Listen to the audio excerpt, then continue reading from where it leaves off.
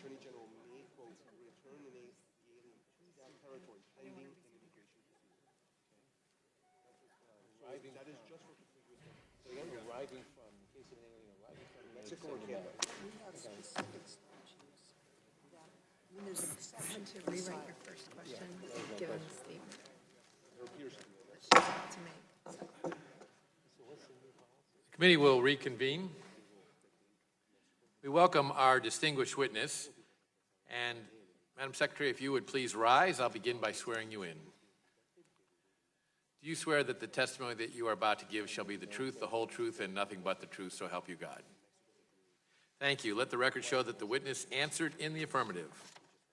Our only witness today is the Honorable Kirsten M. Nielsen. Secretary Nielsen was sworn in as the 6th Secretary of Homeland Security on December 6, 2017. Secretary Nielsen is the first former Department of Homeland Security employee to become the Secretary. And your written statement will be entered into the record in its entirety, and we ask that you summarize your testimony in 5 minutes. And to help you stay within that time, there's a timing light on your table. It switches from green to yellow when you have 1 minute to conclude your testimony. Thank you, and you may begin. Well, good morning, Chairman Goodlatte, Ranking Member Nadler, and all the distinguished members of the committee. Before we begin, I want to take a minute to thank the chairman for his service to our country and for supporting our nation's frontline defenders at DHS and beyond. Sir, you have the thanks of the entire Department of Homeland Security. We wish you well in your retirement from Congress. Our department has many missions, and our people work tirelessly each day and around the clock to strengthen the safety and security of the American people against terrorists, transnational criminals, hackers, rogue nation states, natural disasters, and more. I applaud them for their extraordinary vigilance in protecting us all from persistent and emerging threats. But today I want to focus on one of our core missions in particular, our duty to secure our borders and enforce our immigration laws.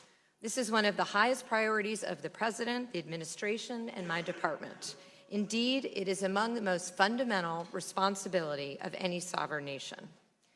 We face a crisis at our border, a real, serious, and sustained crisis. We have tens of thousands of illegal aliens arriving at our doorstep every month. We have drugs, criminals, and violence spilling into our country every week. And we have smugglers and traffickers who profit from human misery every single day by exploiting people who are seeking a better life, deceiving them about our laws, and fueling everything from sexual slavery to the smuggling of illicit goods. This chain of human misery is no more evident than with the tragic death of 7-year-old Jacqueline Cal McKean. Her death has deeply affected the Border Patrol agents involved in her case and the entire department. My heart goes out to her family and loved ones, and our entire department mourns this tragedy. What's more, the caravans, the so-called caravans headed towards our country, highlight how out of control the situation has become. Working with our partners, we have identified more than 600 criminals in the latest caravan flow, including individuals who have committed robberies, sexual assault, battery, and more. We cannot let them sneak into our country. That's why we have a legal process, a front door, to do the right screening and vetting to keep Americans safe. At the President's direction, we have confronted this crisis head-on, so for a moment, allow me to walk through some of the successes of the men and women of DHS in the past 2 years. We've championed a border wall system to include infrastructure, technology, and more personnel. We are building the first new border wall to go up in a decade and expanding replacement wall. Let me be clear, walls work. And where we have them, we are blocking illegal aliens from getting into our country. We need more, much more, from Congress. But if we don't get the resources, we will use every available option to ensure we can keep building. We have witnessed a dramatic uptick in the total apprehensions at the southern border, including a 25% increase in just 1 year. We've implemented virtually every measure within our authority to end, catch, and release, to keep as many illegal aliens as possible from being let go into our country. We've worked with the Pentagon to deploy troops to the southern border, which has helped us achieve tens of thousands of apprehensions and turnbacks. We've dramatically increased referrals for prosecution of single adults illegally crossing the border. We've launched a concerted effort to arrest criminal aliens with a focus on targeting violent gang members, resulting in a more than 10% increase in ICE arrests and removals over the past year.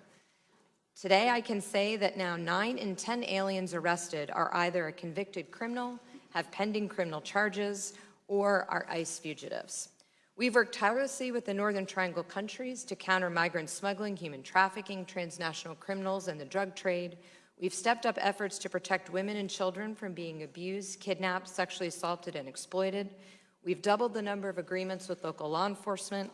We've ramped up efforts to combat opioids, and we're holding recalcitrant countries accountable.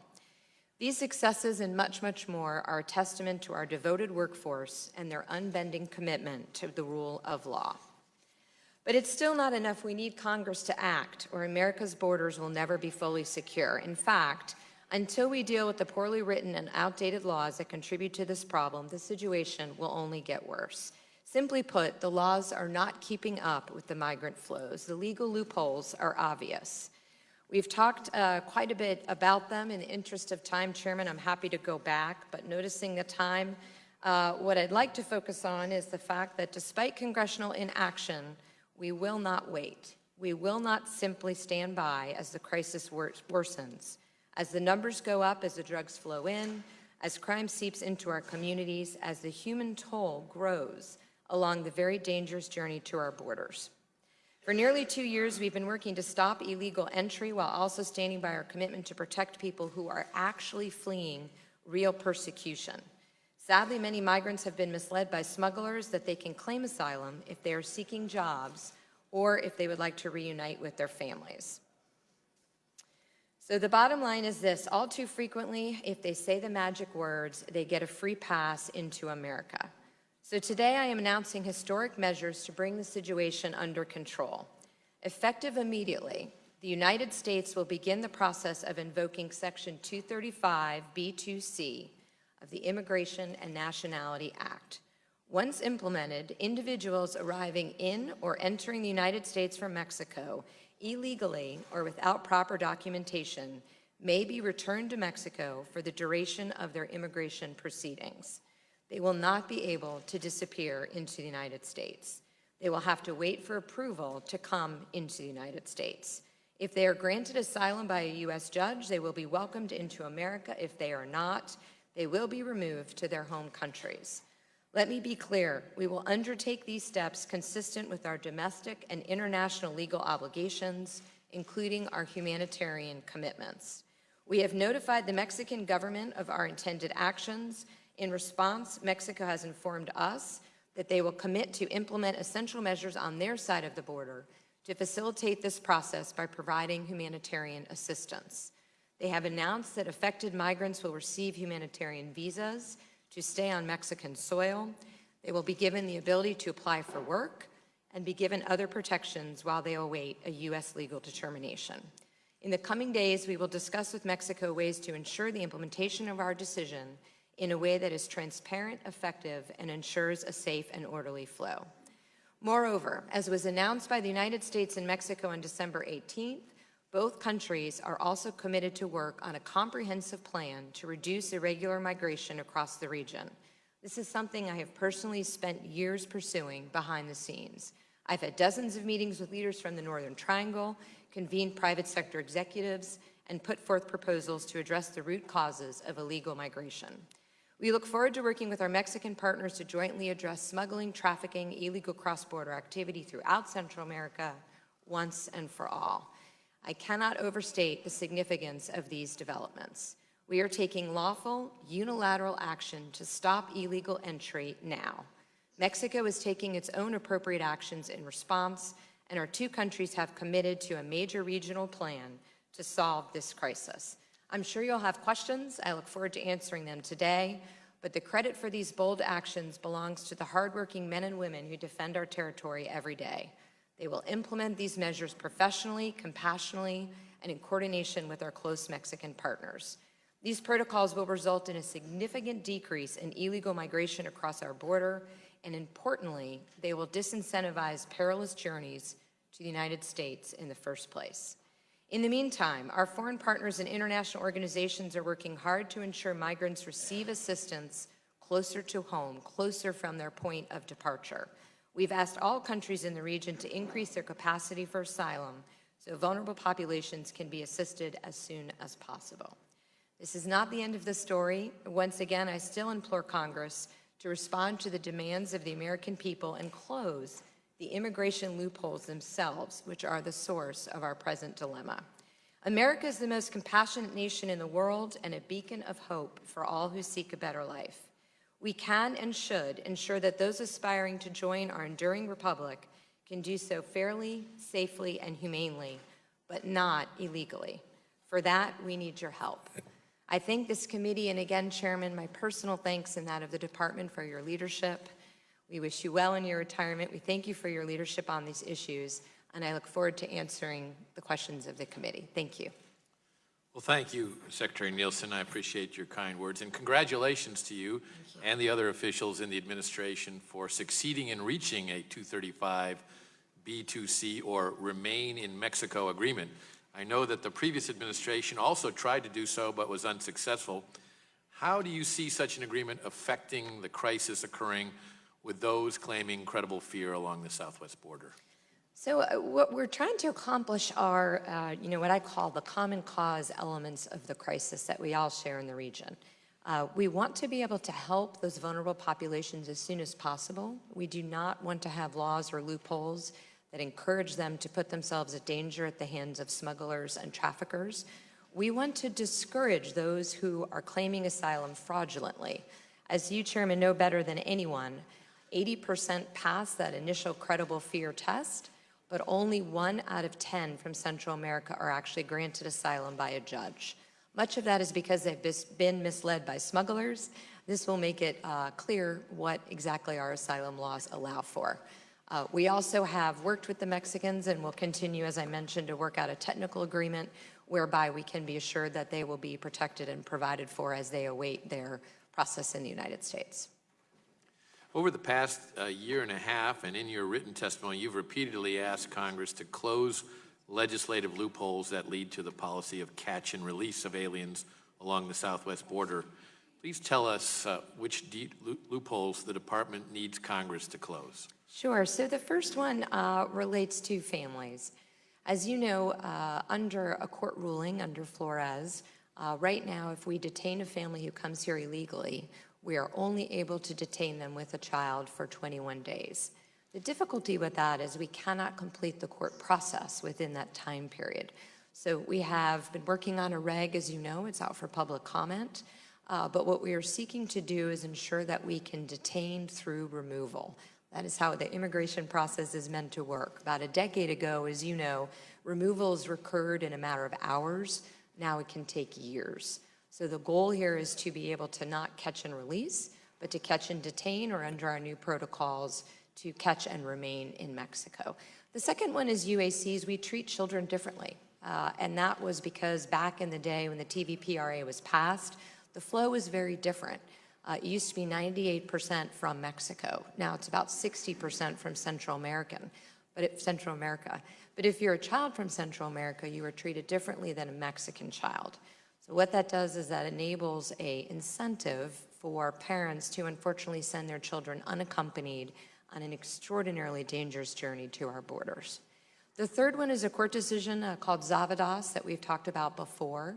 This requires the Department of Homeland Security to be able to return an illegal alien after a conviction back to their originating country within 180 days. If it is unlikely that we will be able to do that, we have to release them into the interior. The good news there is that we have had substantial progress with so-called recalcitrant countries, but the loophole itself encourages illegal behavior because there is no consequence. The fourth one I would just mention briefly is asylum. We've got to affix the asylum laws. The way that we know that is because, as I mentioned, 80% pass that initial credible fear, but only 10% are granted asylum by a judge. The process takes many years. In the meantime, the illegal alien is within the interior, has a work permit, and unfortunately, more than not, does not appear for court cases. Thank you. On Tuesday, HHS announced that it would no longer require adult members of sponsor households to undergo biometric background checks before placing an unaccompanied alien child with the sponsor in the home. But such a requirement is a clear part of the April 2018 Memorandum of Agreement between CBP and ICE and the Administration for Children and Families and the Office of Refugees Resettlement at Health and Human Services, governing information sharing in unaccompanied alien child matters. What does the Department of Homeland Security plan to do, given that the Department of Health and Human Services has seemingly breached the agreement and will no longer be providing DHS biometric information regarding adults living in households with unaccompanied children? So there's been some confusion about that announcement. Every sponsor in which the UAC will be placed will continue to be fingerprinted and a background check will be run. What the Department of Health and Human Services decided to do, as I understand it, is they will continue to collect the fingerprints and do the background checks on household adults, not the sponsor, but other adults living in the household. But that will not prevent them from placing the UAC with the sponsor in the interim. So the checks will continue to be done. It's one of sequencing. As to the larger question, we will continue to work with HHS to make sure that the MOU is fully implemented.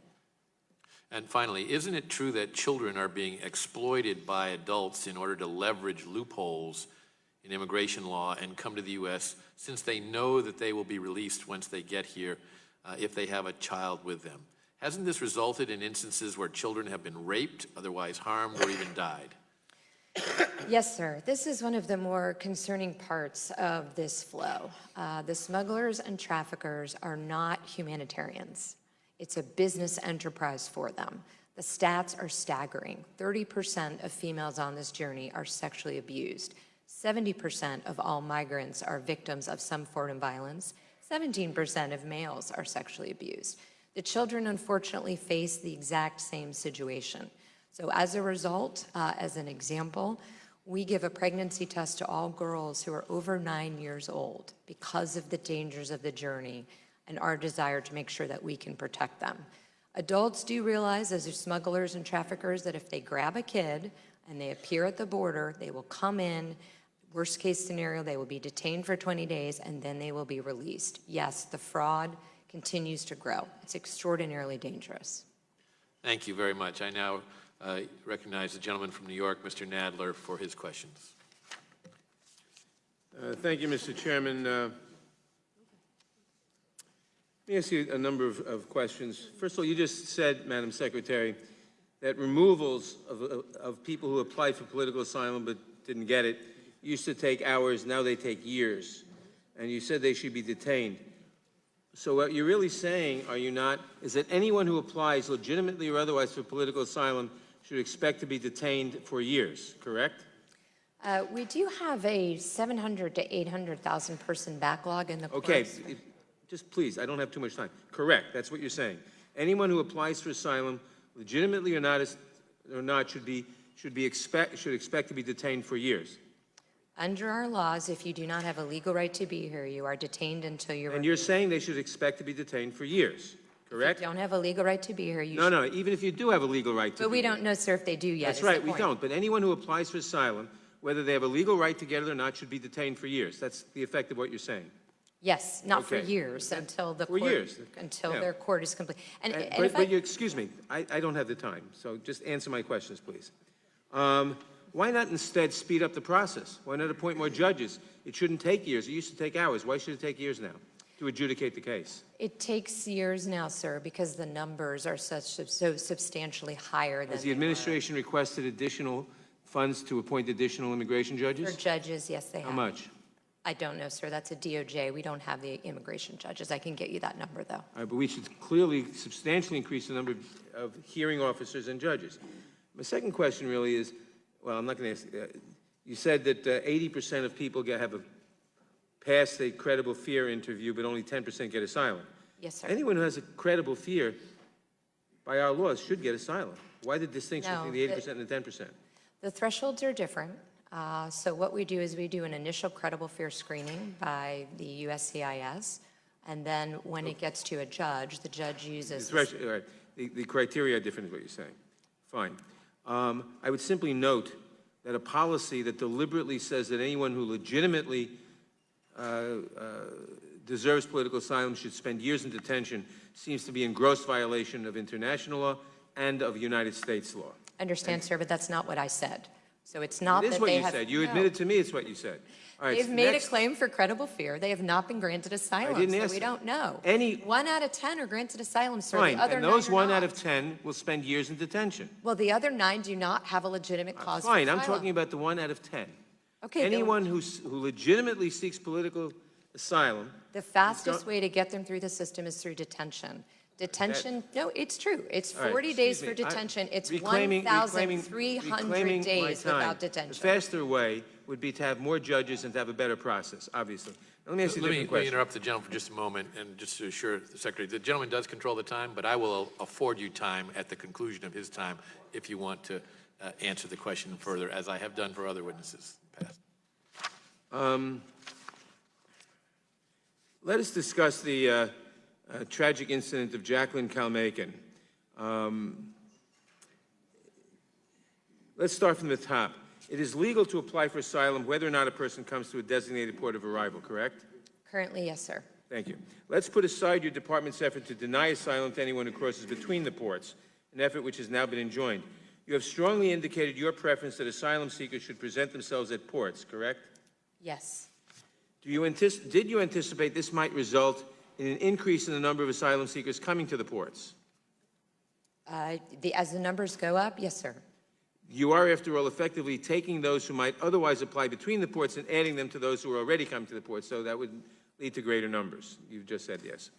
Despite this anticipated increase, capacity to process asylum seekers at ports of entry appears to have gone down, not up.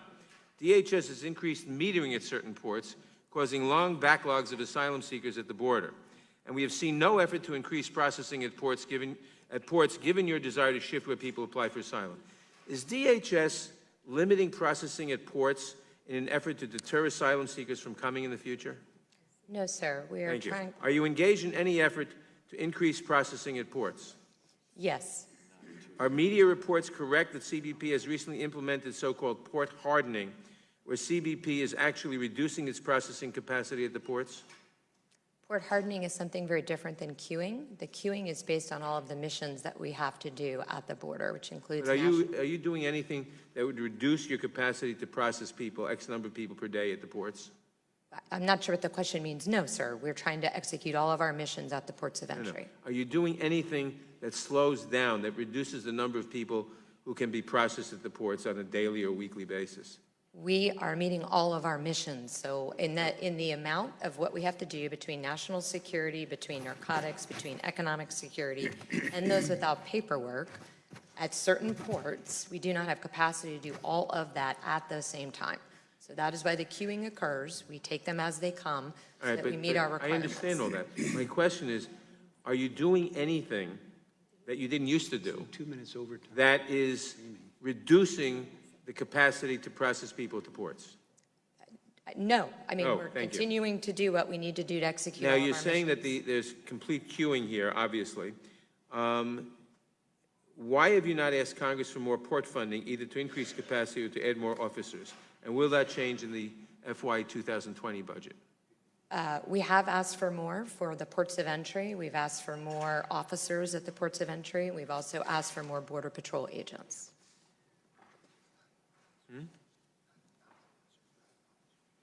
All right. As mentioned in my opening statement, your own Inspector General found evidence that turning away asylum seekers may have caused an increase in illegal crossing attempts. One asylum seeker interviewed by the IG stated that she had been turned away 3 times by an officer on the bridge before deciding to take her chances on illegal entry. Do you concur with the IG's conclusion that metering may have unintended consequences, such as leading some aliens who would otherwise seek legal entry into the United States to cross the border illegally? The time of the gentleman has expired. The witness may answer the question. In my experience, illegal aliens do whatever they can to cross illegally. That's not the question. It is. So No, if they can't the go one question way, was, they'll come another do way. you agree with the IG's conclusion that metering at the ports may have the consequence of leading some aliens who would otherwise seek legal entry at the ports to cross the border illegally? Illegal aliens are very committed to coming into this country. If they can't get in one way, they will try to come in another So way. you agree with the IG then? There's a lot more context to that report, sir. So yes, illegal aliens will try to come here illegally if that is their intent.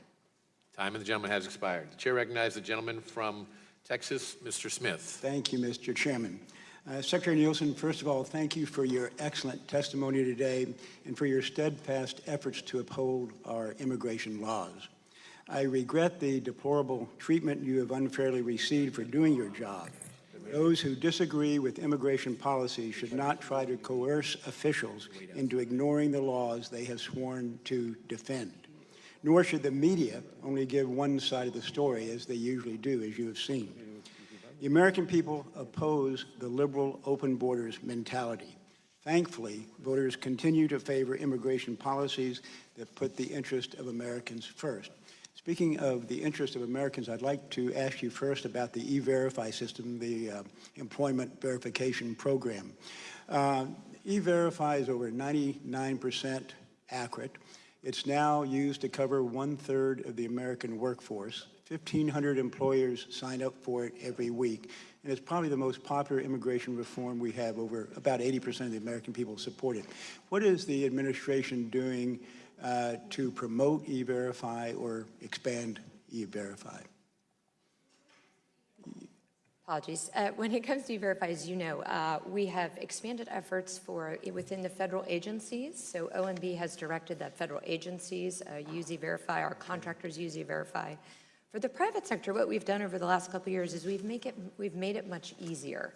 As you know, over time, we've made a lot of improvements, but now it's much faster. You get results much more quickly. So we're seeing the use expanded because it's an easier tool. It takes about a minute to check on an individual. Yes, sir. Something Much, like that. much faster. Would you like to see Congress make it a requirement? I'm sorry? Would you like for Congress to make it a requirement for the employers across the United I States? think it's important that we continue to use it. So however we can expand that use, yes, sir, we agree with. Okay, thanks. Let me turn to illegal immigration. Isn't it true that the facilities and resources used by CBP and ICE to house illegal immigrants apprehended along the southwest border are the same facilities and infrastructure as used for such purposes during the Obama administration? Yes, sir. Okay, thank you. Let me go to the problem of illegal immigration, which I think is a lot greater than most people realize. And let me ask you for some figures so we can kind of quantify the problem. How many individuals crossed our borders illegally last year would be the first part of the question. And also, how many individuals came into our country, overstayed their visas, and then acquired illegal status last year as well? So we apprehended 400,000 illegal aliens last year. Right now, we're averaging about 2,100 a day, 2,100 How many a day. people do you think succeeded in crossing our border illegally last year? So 2,100 a day are the ones who have crossed illegally, sir. So each day now, we stop 2,100 on our border crossing illegally. And then the Border Patrol estimate that about 2 or 3 or 4 or 5 get through for every one they apprehend, or not necessarily? I'm sorry, for some reason the sound is... Doesn't the Border Patrol estimate that many times the number they actually apprehend succeed in crossing our border illegally every day or every year? And what would be the total number you estimate crossed our border illegally last year? Not who were apprehended, who actually succeeded in getting into the country illegally. So the ones that we know about are the ones that I can tell you about. I'm happy to get you a modeled figure on the larger number, but it's 400,000 that we stopped last year. Okay. Do you have any estimate as to how many succeeded in crossing illegally? So the crossing, so what we do is we apprehend after they cross the border. So when I say 2,100 a day, that's 2,100 who did cross the border illegally. And then we apprehended them. That many. Yes, sir, Okay. once they came on. And then how many visa overstayers came into the country, overstayed their visa, and then became illegal? So the visa overstay is something that we are working on. We're working on with other countries as well, so that if you are a country where you have a substantial portion of your citizens who overstay your visas, we are working with them on that side to reduce the fraud. The exact number I don't have, sir, but we can get it. But isn't the estimate that something like at least almost as many come into the country and overstay their visas as who actually cross the border illegally? Isn't that a rough estimate? The number is high, sir, but we're happy to verify that. Okay. What do you guess that the total is every year, but combination of illegal crossers and illegal overstayers? My guess, and I'll get you the number, we're probably about 600,000. Okay. I think that is a good way for the American people to understand how great the problem is. Thank you for your testimony again today. And Mr. Chairman, you yield back. Chair recognizes the gentlewoman from California, Ms. Lofgren, for 5 minutes. Thank you, Mr. Chairman. Madam Secretary, I wanted to raise a quick issue about something that's happening in my district. I have received reports that ICE officers in Morgan Hill are not adhering to ICE protocols, that they are keeping detainees for long periods of time in vans, that they're denying access to attorneys. I will give you the details, but I'm hopeful that you will give me a full report and that you'll investigate that's happening, or the reports I've received in my district. I just would like to note that, you know, a Supreme Court decision is not a loophole. A statute duly enacted by the United States, by the Congress, signed into law, it's not a loophole. That's the law, and it's up to the executive branch to see that the laws are faithfully executed. So I just think it's important that we use the right language when we discuss the law. And another thing, the 10% figure that you used for success in asylum is not correct only if you look at unadjudicated cases or cases that received other relief. For example, under the Convention Against Torture, could you get to that number? And I'd be happy to show you those numbers later, but I have a very brief period of time. Following up on where Ranking Member Nadler left off, we had a staff briefing by DHS a couple of weeks ago, and we posed a question about metering, and in response, the CBP officer said that DHS was not seeking to increase processing, and this is exactly what he said: the more we process, the more will come. And it was clear to our staff, at least, that metering was being used to deter people from actually seeking asylum. Now, that's not what the INA, the Immigration Nationality Act, provides for. And so my question is, how San Ysidro Port is now, as I understand it, metering just 100 cases per day. How was the decision made to have just 100 cases a day processed? Is that the actual capacity? And do you think it's legal to limit processing through the metering program? And if so, what is the limit? Could you limit it to 1, to 5? What's the statutory basis for the decision? So first, of course, I'm happy to work with you on the report and work with you on that.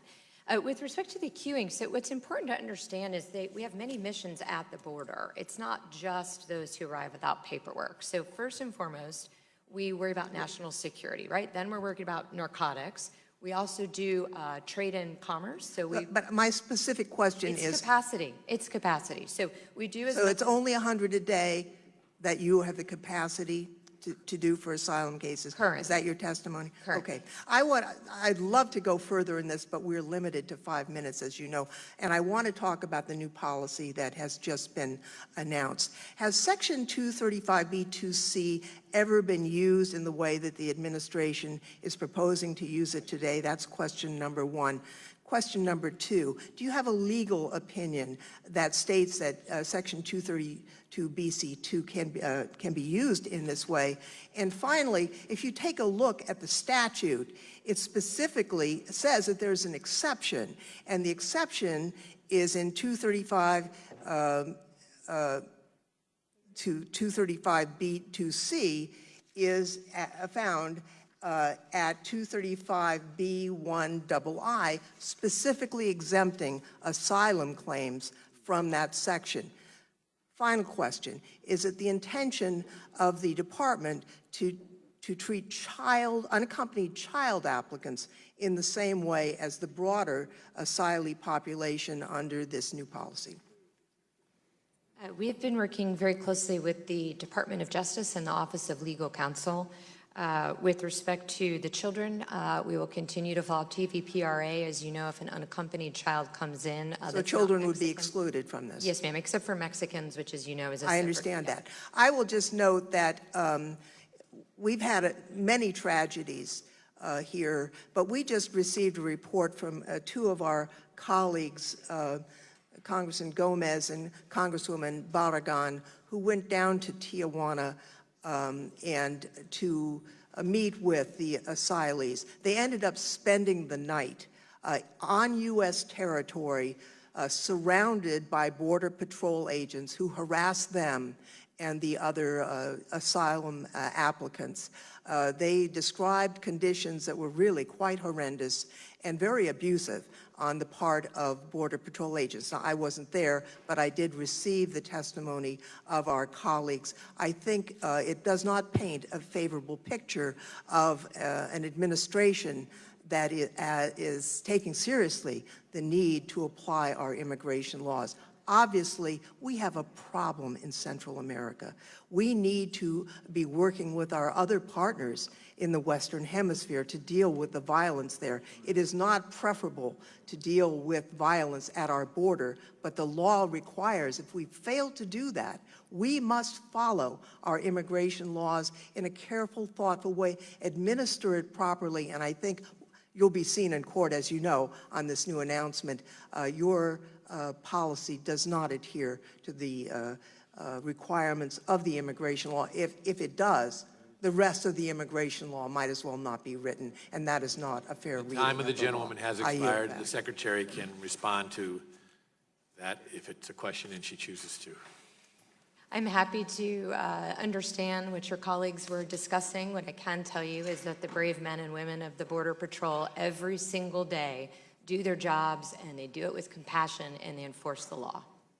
The chair recognizes the gentleman from Ohio, Mr. Shabbat, for 5 minutes. Thank you, Mr. Chairman, and Madam Secretary, let me say, I for one appreciate your effort and the administration's effort to finally bring some sanity to our asylum policies that have been exploited and abused for far too long right now. As you know, smugglers oftentimes give the magic words, the folks coming in, whether they're coming in groups or in a caravan. They're told what to say, they say it. As you indicated, they are given a court date, oftentimes disappear into the population. The vast majority never appear for their court dates, and so our laws, as they've been implemented for a long time, have really been a joke. And you're trying to end that, so I commend you for that. Anything you'd like to say in response to that? My only response, sir, is I want to make sure everyone has a clear understanding of how the asylum process is not working. Even when those claim asylum, after that initial screening, 40% never file an application. If they really needed and wanted asylum, they would follow through. 31% never show up for their court date. We have a huge problem with asylum fraud. We need to work together to combat it. Thank you very much for making an effort to do that. Now I'm going to shift gears to something entirely different. I have a theme park in the Warren County portion of my congressional district back in southwestern Ohio that struggled for a number of years to keep up with the seasonal demands, because amusement parks generally are open in the spring through fall, and then they close over the winter. It's a similar story that I'm sure you've heard from many other members about seasonal employers in their districts who are having trouble keeping up with seasonal demands. And they look to the H-2B program oftentimes, and we've discussed that. I know I met with a group of members with yourself some months back. That program is administered by your agencies, and they're being told that there aren't sufficient visas available, is the bottom line. This despite the fact that Congress has given the agency, your agency, the discretion to provide additional visas to address the need. Now, a lot of small businesses in my district and districts all across the country have also been adversely impacted by the lack of H-2B visas and the resulting lack of seasonal employees. As well as being a member of this committee, I happen to be the chairman of the House Small Business Committee. For now, I'll be the ranking member in the next Congress. That's another story. But because of the problem, it impacts so many small businesses, especially in a strong economy with record low unemployment. I've introduced the Season Act it's a bipartisan bill which would address this, but these things, they're hard to get through Congress because of the House and the Senate and 60-vote rule over there. But what we have done in this Congress is to provide your agency with the discretion to issue more visas in the fiscal year 18 omnibus bill as a temporary solution. So in any event, your agency determined that the number was, I think, about 5,000 additionals that you provided. There are a lot of folks who think that ought to be higher. The Labor Department, for example, said it ought to be 10 times the 15,000. And so where are you on that, and what can you do to get additional H-2B visas if they're needed? And I would argue that they are.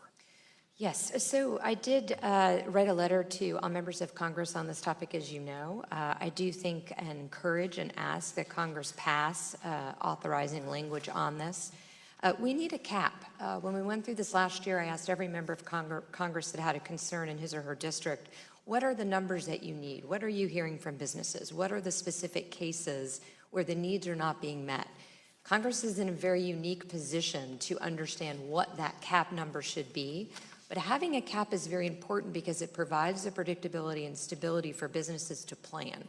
So when you give the discretion to DHS and then the appropriations is late, two things happen. That second season never gets any, and businesses cannot plan because they don't know what the number will be. So what I respectfully request is that Congress put a number in law, that we address what temporary means, because there's still some confusion around that. These were meant, as you say, to be temporary and seasonal, and we're happy to work with you on language. I'm not familiar with specific language of the Season Act, but I completely agree this is an area that we need to address. Thank you very much. I'm almost out of time. Let me mention one final thing.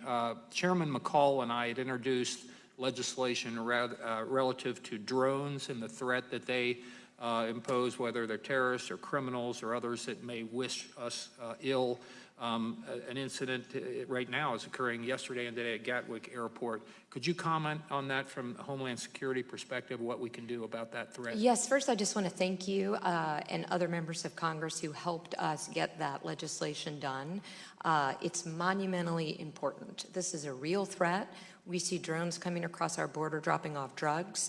We see drones that we're not sure what their intent is flying around our airports, our critical infrastructure. We see them surveilling sensitive locations and disrupting communications. And of course, abroad, unfortunately, we've seen them quite easily weaponized. So we are working on the implementation plan based on the authority that you gave the Department and the Department of Justice. We are using everything we've learned from the Department of Defense and then applying it as appropriate in civilian contexts. And we look forward very much to come and briefing you on that. But this is an emerging threat, and we thank you for your leadership. Thank you very much. Yield back, Mr. Chairman. The chair recognizes the gentleman from Georgia, Mr. Johnson, for 5 minutes. Thank you. Ma'am, when did you first learn of the death of 7-year-old Jacqueline McKean? So I believe my front office staff was notified around if I have the dates right, the 7th, and then Commissioner McAleenan gave me a full readout email on the 13th. On the 13th? Yes, sir.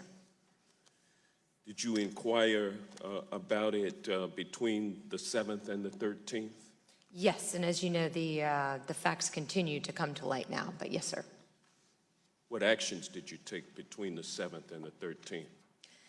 Some of it is to just try to understand what happened. As you know, this was an extraordinarily remote location, so we have begun investigations, and our IG is looking into this, among others, but to try to understand what other options might have been available. Okay, thank you. How many children 17 years old or younger have died in DHS, ICE, or CBP custody since you took office? I will get back to you on that figure. What I can tell you is that we have saved 4,200 migrants who are at distress due to their Approximately journey. how many have died? I understand your question, sir. I will get back to you. Can you give me an approximate figure? I will get back to you. I'm not going to guess under oath. All right. Do you view those who you call illegal aliens to be human or subhuman? Illegal aliens are human, sir. All right. And do you believe that these illegal aliens approaching our southern border are in search of safety and security primarily, or primarily in search of a job? So what we find with the flow, the most current flow over the last couple years, are the vast majority are either economic migrants or they're looking to reunify with their families. All right. Do you believe that DHS was prepared to implement your family separation policy when it went into effect? Sir, we never had a policy for family separation. What we did do was we applied the law equally to anybody who broke it, and if you were an illegal crosser of the southwest border, we, to the extent that we could, referred you for prosecution. You're aware that both the DHS Inspector General and GAO concluded that DHS was inadequately prepared to implement the family separation policy in an organized and efficient manner. Are you familiar with that report? I'm familiar with parts of the report, yes, sir. Do you agree with it or disagree? I don't agree with the premise of the question. We never had a policy, nor do we now, to separate families as a All policy. right. Well, let me ask you a simple question. When the decision was made to prosecute parents, it was DHS that physically separated the parent from his or her children. Is that correct? If the parent was referred to prosecution and was going to a criminal setting, we do not send the children with the parent at that time. How is it possible that your agency performed a separation policy when it did not have an ability to keep adequate records for eventual reunification of parent and child? So each parent in our custody did have access to communicating with their children. The children How was it that you were able to implement the policy without having a means of being able to reunite children with their parents? We did have a means. What we have done is improved it so that it's much more expedited and the technical systems interoperate. At one point, DHS and HHS announced the existence of a central database containing location information for separated parents and minors. You familiar with that announcement? We have updated all of our systems, but I think you're probably Are you familiar referring... with that announcement when it was made? There's quite a few systems. You might be referring to the one from June. Okay, well, the IG found no evidence that a database ever existed. There is a database, sir. We know where all the children were. We knew where all the parents were. So you disagree with that IG finding? I don't have the language in front of me, so I'm happy to get back to you very specifically in response to that question. What I can tell you is ICE has a database, CBP has a database, and the Department of Health and Human Services also has a database. But there was no database containing location information for separated parents and minors. Again, we did know within each individual agency. So are you trying to say that there has been no problem with your agency reuniting parents and children separated at the border in accordance with your separation policy?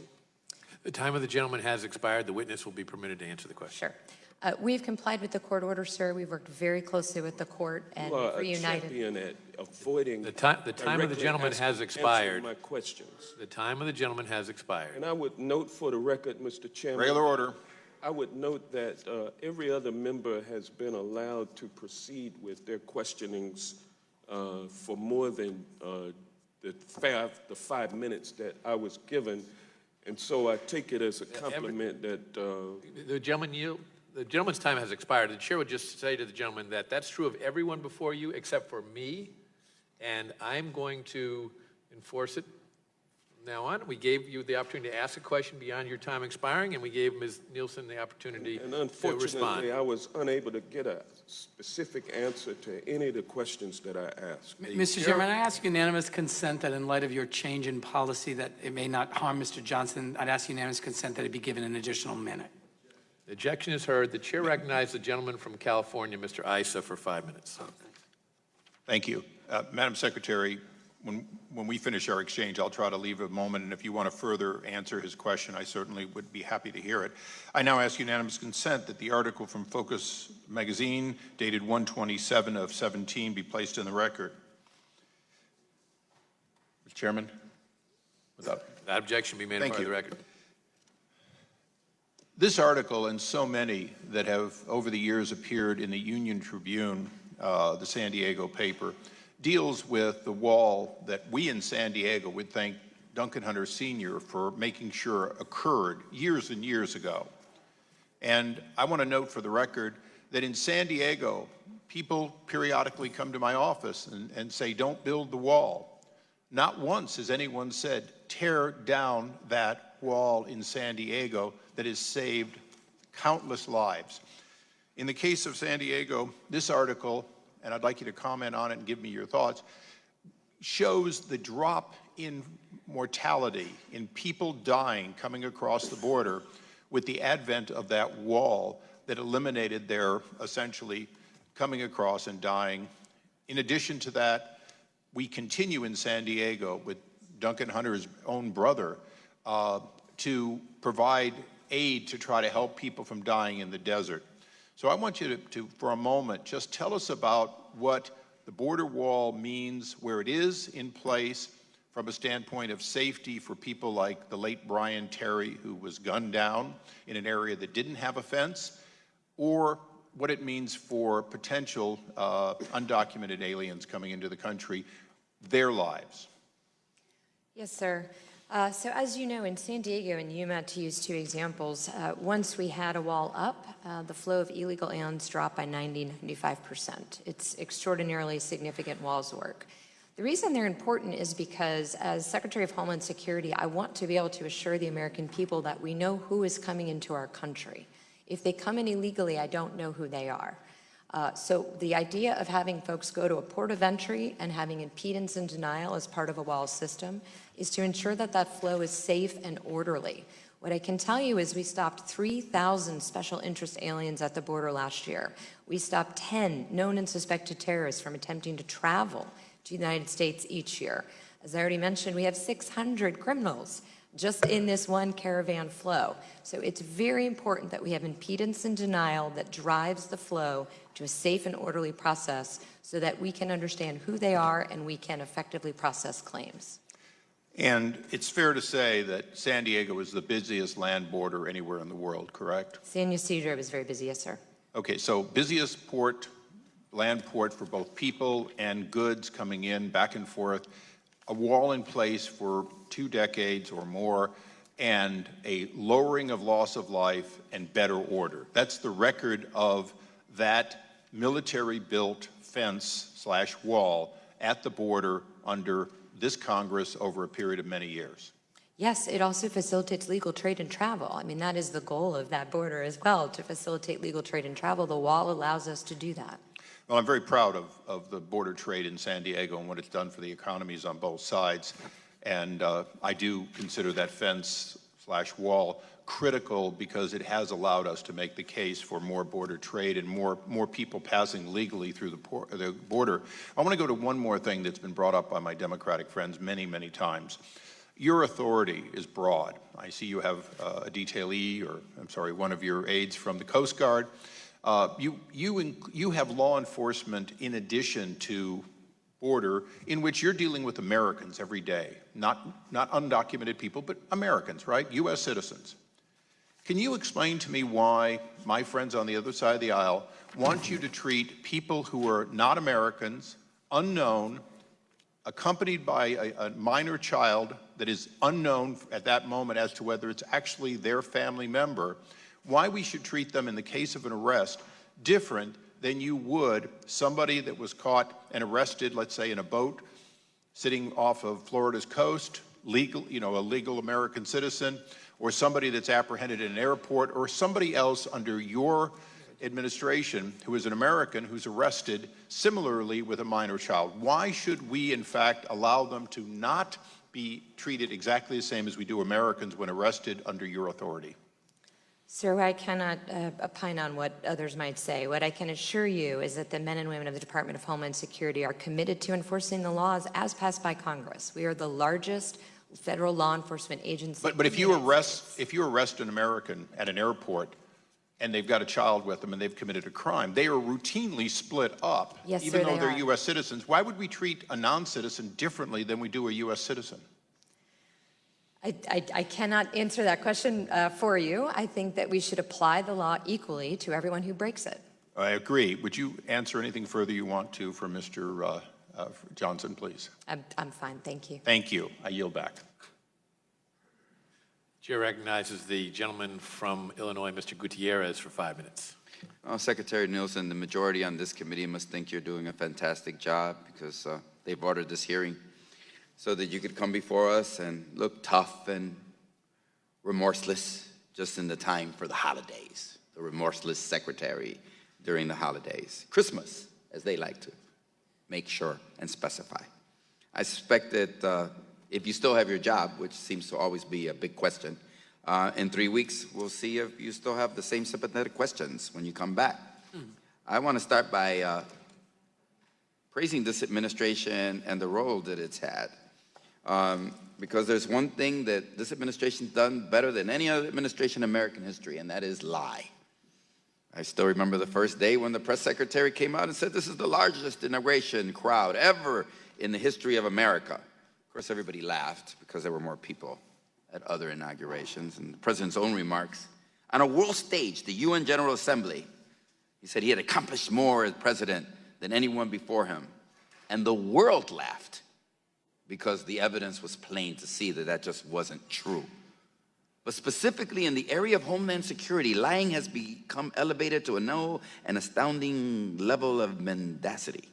President Trump descended the golden escalators at Trump Tower to announce his candidacy by saying Mexico was sending us the worst rapists, murderers.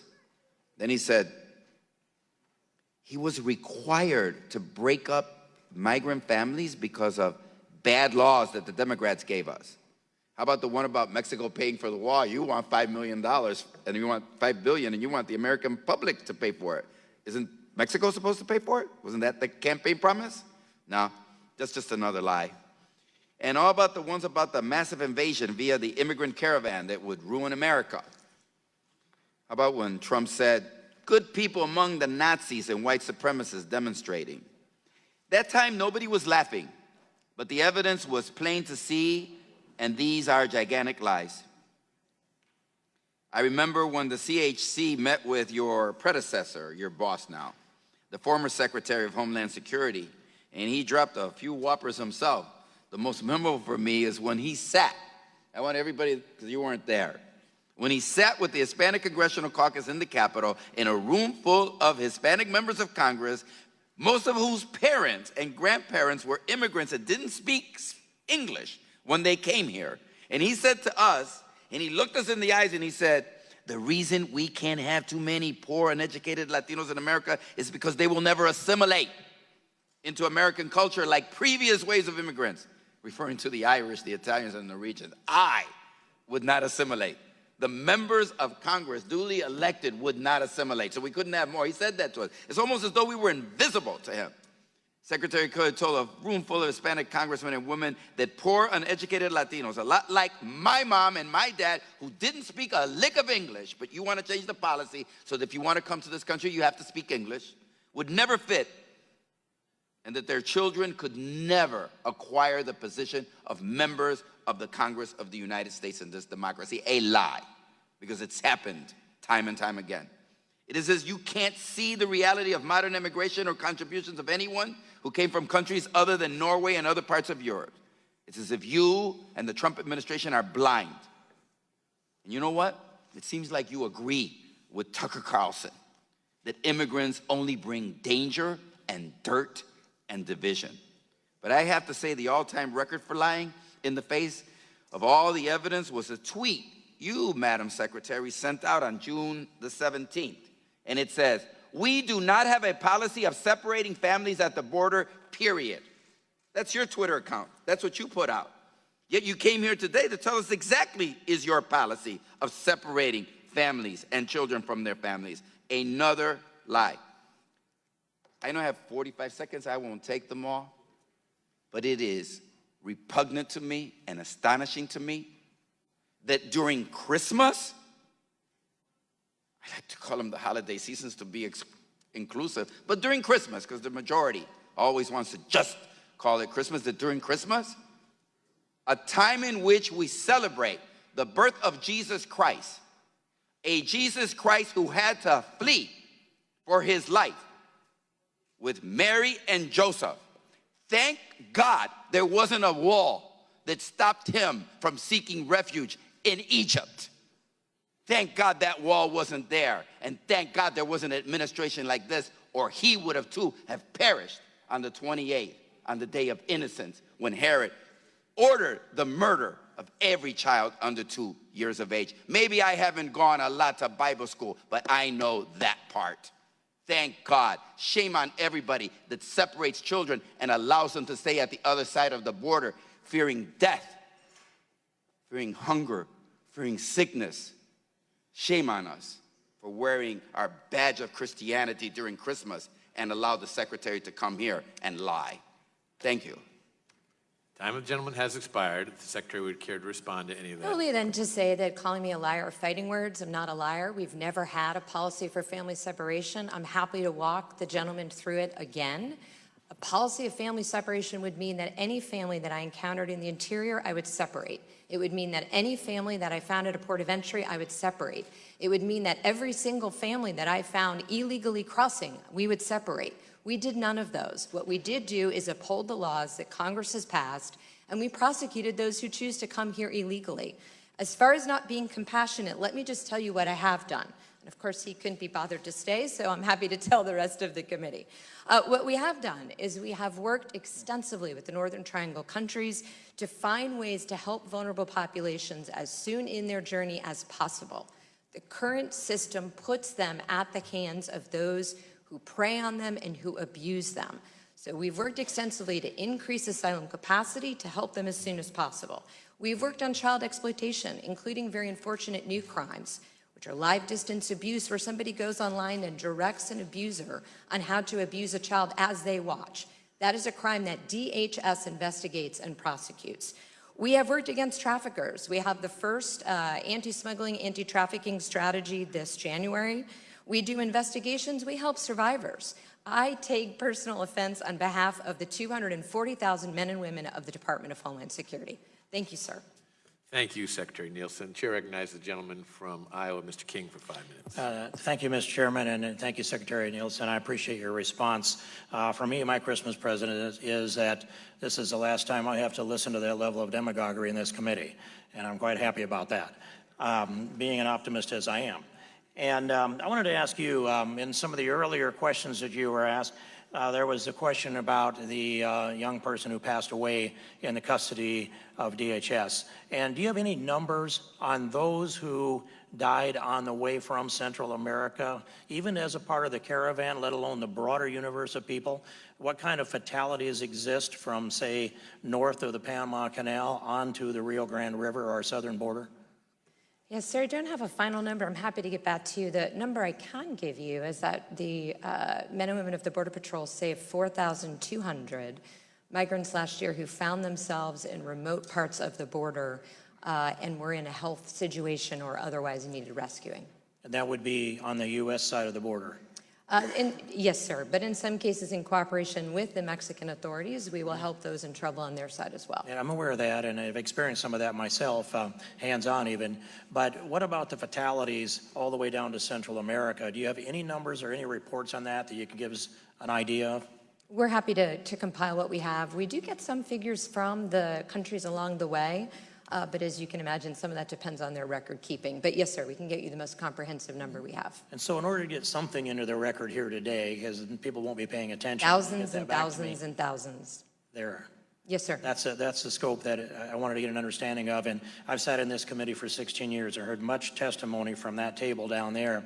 It often started out with how many people died in the Arizona desert trying to get into America. I've commissioned 3 GAO studies over that period of time asking the question this: how many Americans died at the hands of those who did get into America? And The numbers that came back, 28% of those incarcerated in our federal penitentiaries, criminal aliens. Second report was 24%, third report 21%. Those numbers have been dropping, but it's still a substantial amount. So I'm going to ask you a two-part question so it doesn't sound like a trick. Do you have the total number of illegal aliens in the United States, that versus the total number of criminal aliens in the United States? Or do you have a sense of what those numbers are? We do have a sense, sir, but as you know, the number continues to grow. So it's tens of millions. What we do know is we have 1 million right now on a detained and non-detained docket with orders of removal to process. And have you reflected upon this thing that when I came to this town, there were 11 million illegals in America. That number grew to 12, seemed to stick there, seemed to drift back to 11. But we don't think that's the number, either one of us. And we saw a report some time back of about 22 million looked like it was an estimate that was fairly well respected. Is that essentially the benchmark number that you're working with? It's somewhere between there, yes, sir. But it is higher than originally estimated. And then with regard to the costs to American taxpayers, the Federation for American Immigration Reform has a number of $134 billion in government assistance. I'm going to presume you've seen that. And they point out that there's about $18 billion paid in taxes. So there's a net of about $116 billion cost to the American taxpayers to the population of illegal aliens in the United States. You generally accept those numbers conceptually? I don't have any reason to disagree, sir. The numbers that I have is about $70,000 a day for an adult illegal alien to get through the process of removal when they have no right to stay. And it's $700 a day to take care of unaccompanied children who are sent here and separated before the border by their parents. And when they're a family unit, how do you verify they're a family unit?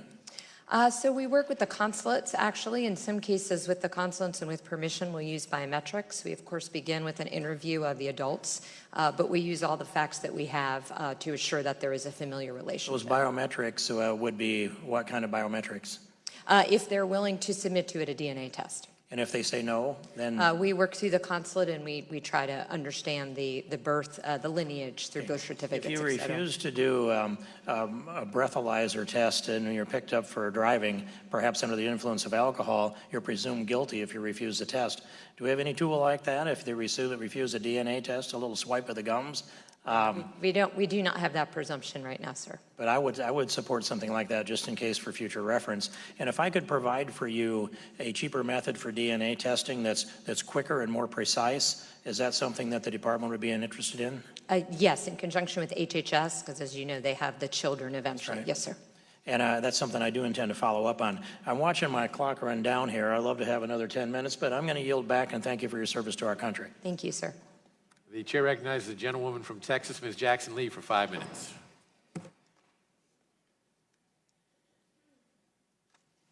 Let me thank the chairman very much for yielding, and let me thank the secretary for her service to the nation.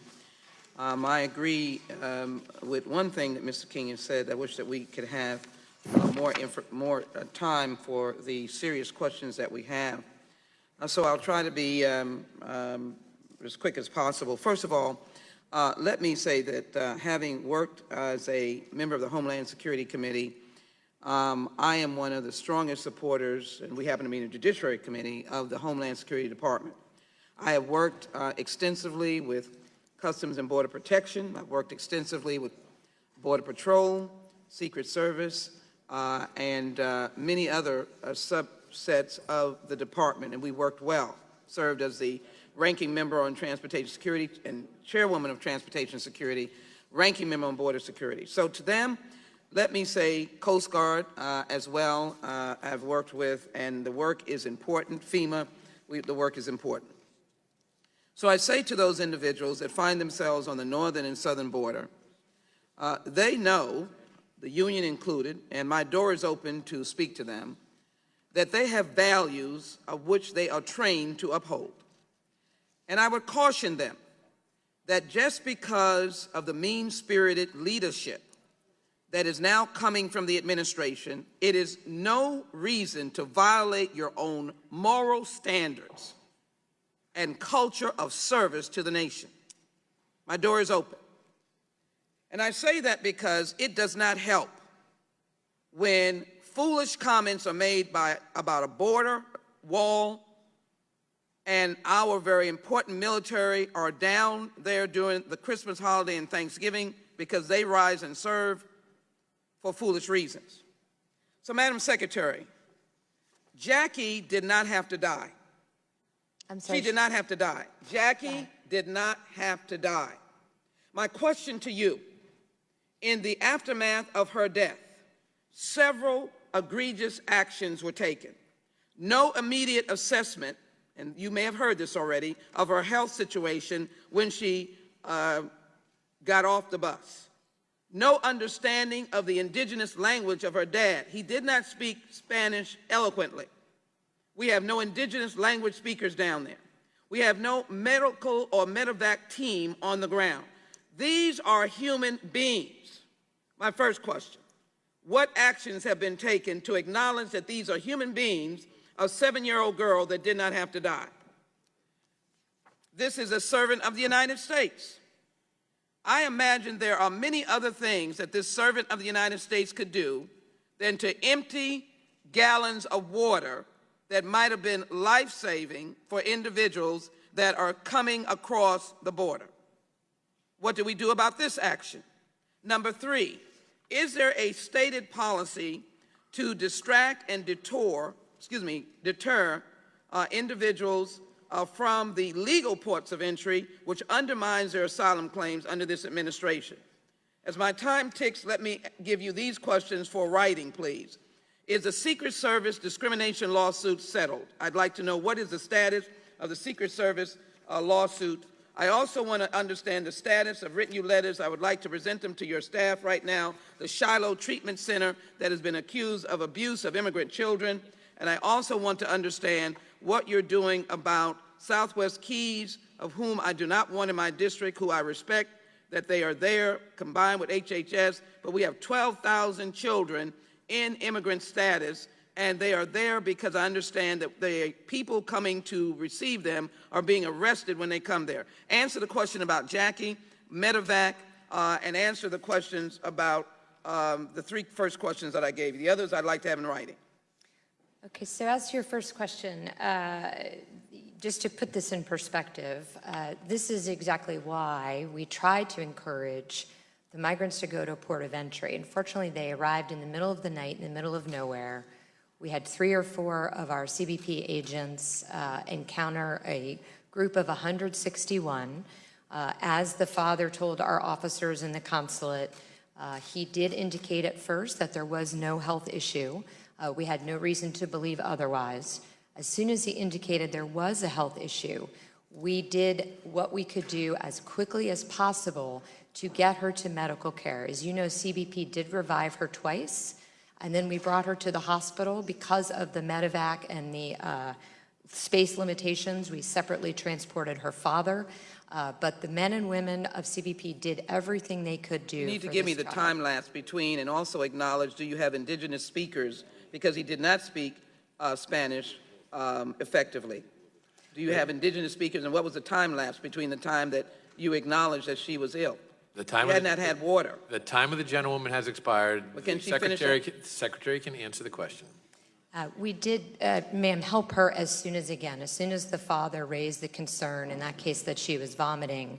We were still an hour and a half away from any sort of infrastructure, whether we had called in a medevac or whether we drove her to a port of entry where there was full medical care. So we took her as quickly as possible to medical providers. But again, this is a part of the border that's in the middle of nowhere. It's just, it's one of those things, because we look at between the ports of entry, there luckily were CBP agents there. If CBP agents had not been there, it is unlikely they would have even have been able to provide the care that they did. The second one was the picture. I apologize, I have no idea what that's a picture of, but pouring out water. Happy to get back to you. This is an agent pouring out water that is out of context. I have no idea what it is, but happy to get back to you. And the third one is, I think, on deterrence.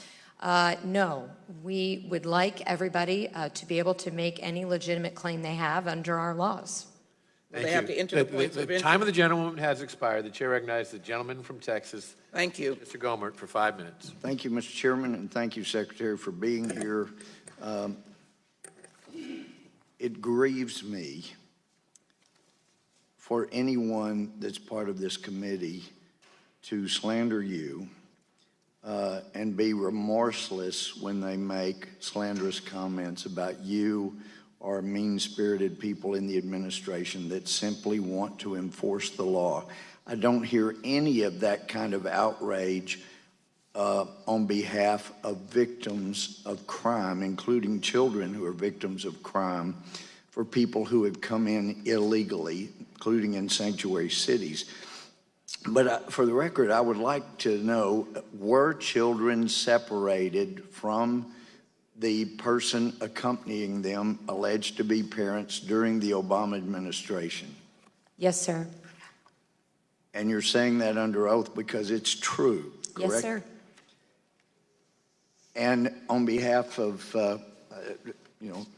someone who knows, I'm always glad to fill in the gaps in people's knowledge or ignorance in a particular area. So let me just state for those who are not aware, since I've worked in most areas of our criminal justice system,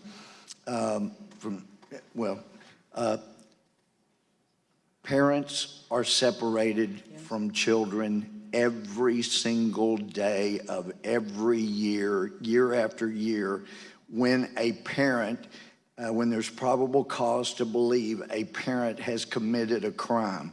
I've signed countless warrants. Judges all over the country do it every day, and parents who have probable cause they committed a crime are separated from their children, and those are usually U.S. citizens. It's what happens when a parent is believed to have committed a crime. Mueller did it, and I know he's a hero to some folks around here. He did it to Manafort, separated him from his two beautiful children. It happens. Now, you mentioned that asylum is actually only found to be appropriate in about 10%, is that right, of the people that claim asylum? Yes, sir. And for my colleague who left, if Mary and Joseph were trying to come into the United States under the situation that existed, and King Herod was trying to kill everybody under 2, wouldn't they be eligible for asylum in the United States? Yes. Yeah, so he can scratch that from his concerns. They'd get into the United States. Have children been found to be in the custody of people who were not only not their parents, but who were child predators? Yes, sir. And that's a fact, isn't it? That's a fact. And that's one of your concerns when you separate children, when you're not sure if this is a predator or a parent, or in some cases a parent predator, correct? Yes, sir. There's 3 instances, long-standing practice, when an adult accompanying a child is a threat to that child, as you're describing. When the parent accompanying the child is not a parent at all, there's no familiar relationship. And then if the parent has committed a crime and needs to be taken to a criminal setting, we're not going to bring the child with that parent to jail. And I can tell you, as a witness, I have been on the border in southwest of McAllen at 2, 3 in the morning with a long line of people being questioned from the other end when people were trying to decide which one of them was going to take custody of a little child and claim that child as their own. There was no way to know who that child really belonged to, and I sympathize with the efforts of trying to figure that out and appreciate what you're trying to do. It's amazing, though, you said if someone is detained as claiming asylum, they get a decision within 40 days on average. If they're not detained, do you say over 1,200 days? 1,300. 1,300 days. Would it help, and I realize the immigration judges are under control of DOJ, but Jeff Sessions has mentioned he thought we ought to get those judges right there on the border where people get an immediate hearing. Would that be something that would be helpful to DHS and to you're being even more considerate than you already are for those coming across illegally? Yes, sir. So that's something we've been working on with now Acting Attorney General Whitaker. We used to call them port courts, but the concept is to either have the judges right there or to provide civets capability so that we don't lose time in transporting, that we're able to immediately adjudicate the claim. Okay, and just so it's not thankless, thank you for your service. The chair recognizes the gentleman from Tennessee, Mr. Cohen, for 5 minutes. Thank you, Mr. Chairman. Madam Secretary, I've supported a procedure for having our troops in Syria and removed from Syria, which we have not engaged in. And I'm now concerned, as are many, many, many Senate Republicans and experts in defense, about the abrupt and chaotic withdrawal that we are seeing in Syria that could be a threat to our service members, our allies, and Americans both at home and abroad. And first, I'd like to know, were you consulted before the President decided to announce this withdrawal? No, sir, I was not as the Secretary of Homeland Security, no. To your knowledge, were members of the NSC consulted before he decided to announce his withdrawal? That's my understanding, sir. So your understanding that they were or were not? My understanding is they were. They were. Do you know who he consulted and when? I don't, sir. You'd have to, if I could, I'd love to defer you to the White House or the Department of Defense. Do you have any reason to believe ISIS has been defeated and no longer poses a threat to America? We have had extensive successes, you know, in removing their physical caliphate in Syria. But of course, we continue, from my perspective and my portfolio, we continue to worry about those who might be inspired. Let me ask you about hate crimes in America. According to the FBI reporting, hate crimes increased by 17% last year. Almost 60% of over 7,100 hate crimes reported were motivated by race or ethnicity. Anti-Semitic hate crimes rose by 27%. We've seen the President make statements such as there were fine people on each side in Charlottesville when there were Klansmen and neo-Nazis demonstrating, protesting, and screaming, "Jews will not take our jobs," and "blood and soil." The President has used code words, talking about George Soros, that we all know conjures up code words about Jews that are globalists, that are internationalists, that are money lenders or financiers on the national level. And we know that Timothy McVeigh drew much of his ideology from the Turner Diaries, which was based on anti-Semitic thought that Jews were controlling things. Based on all of those facts, is it not difficult to believe that the President's amplification of hateful messaging has led to more hate crimes? Sir, what I can tell you is that from a DHS perspective, hate is hate, violence is violence. We have, in conjunction and following through with the new National Counterterrorism Strategy, we have expanded all of our prevention programs to look at all types of hate and violence throughout the United States.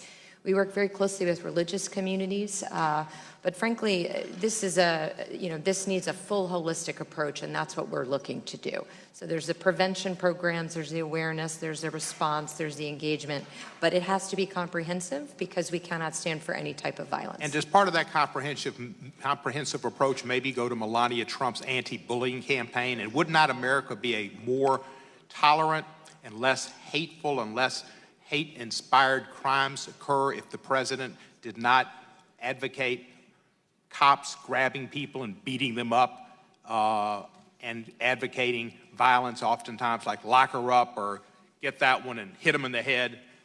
Does that not contribute to hate crimes and encouraging people to engage in behavior? There was a guy on an airplane just recently who fondled a woman, and he said, "The President can do it, why shouldn't I?"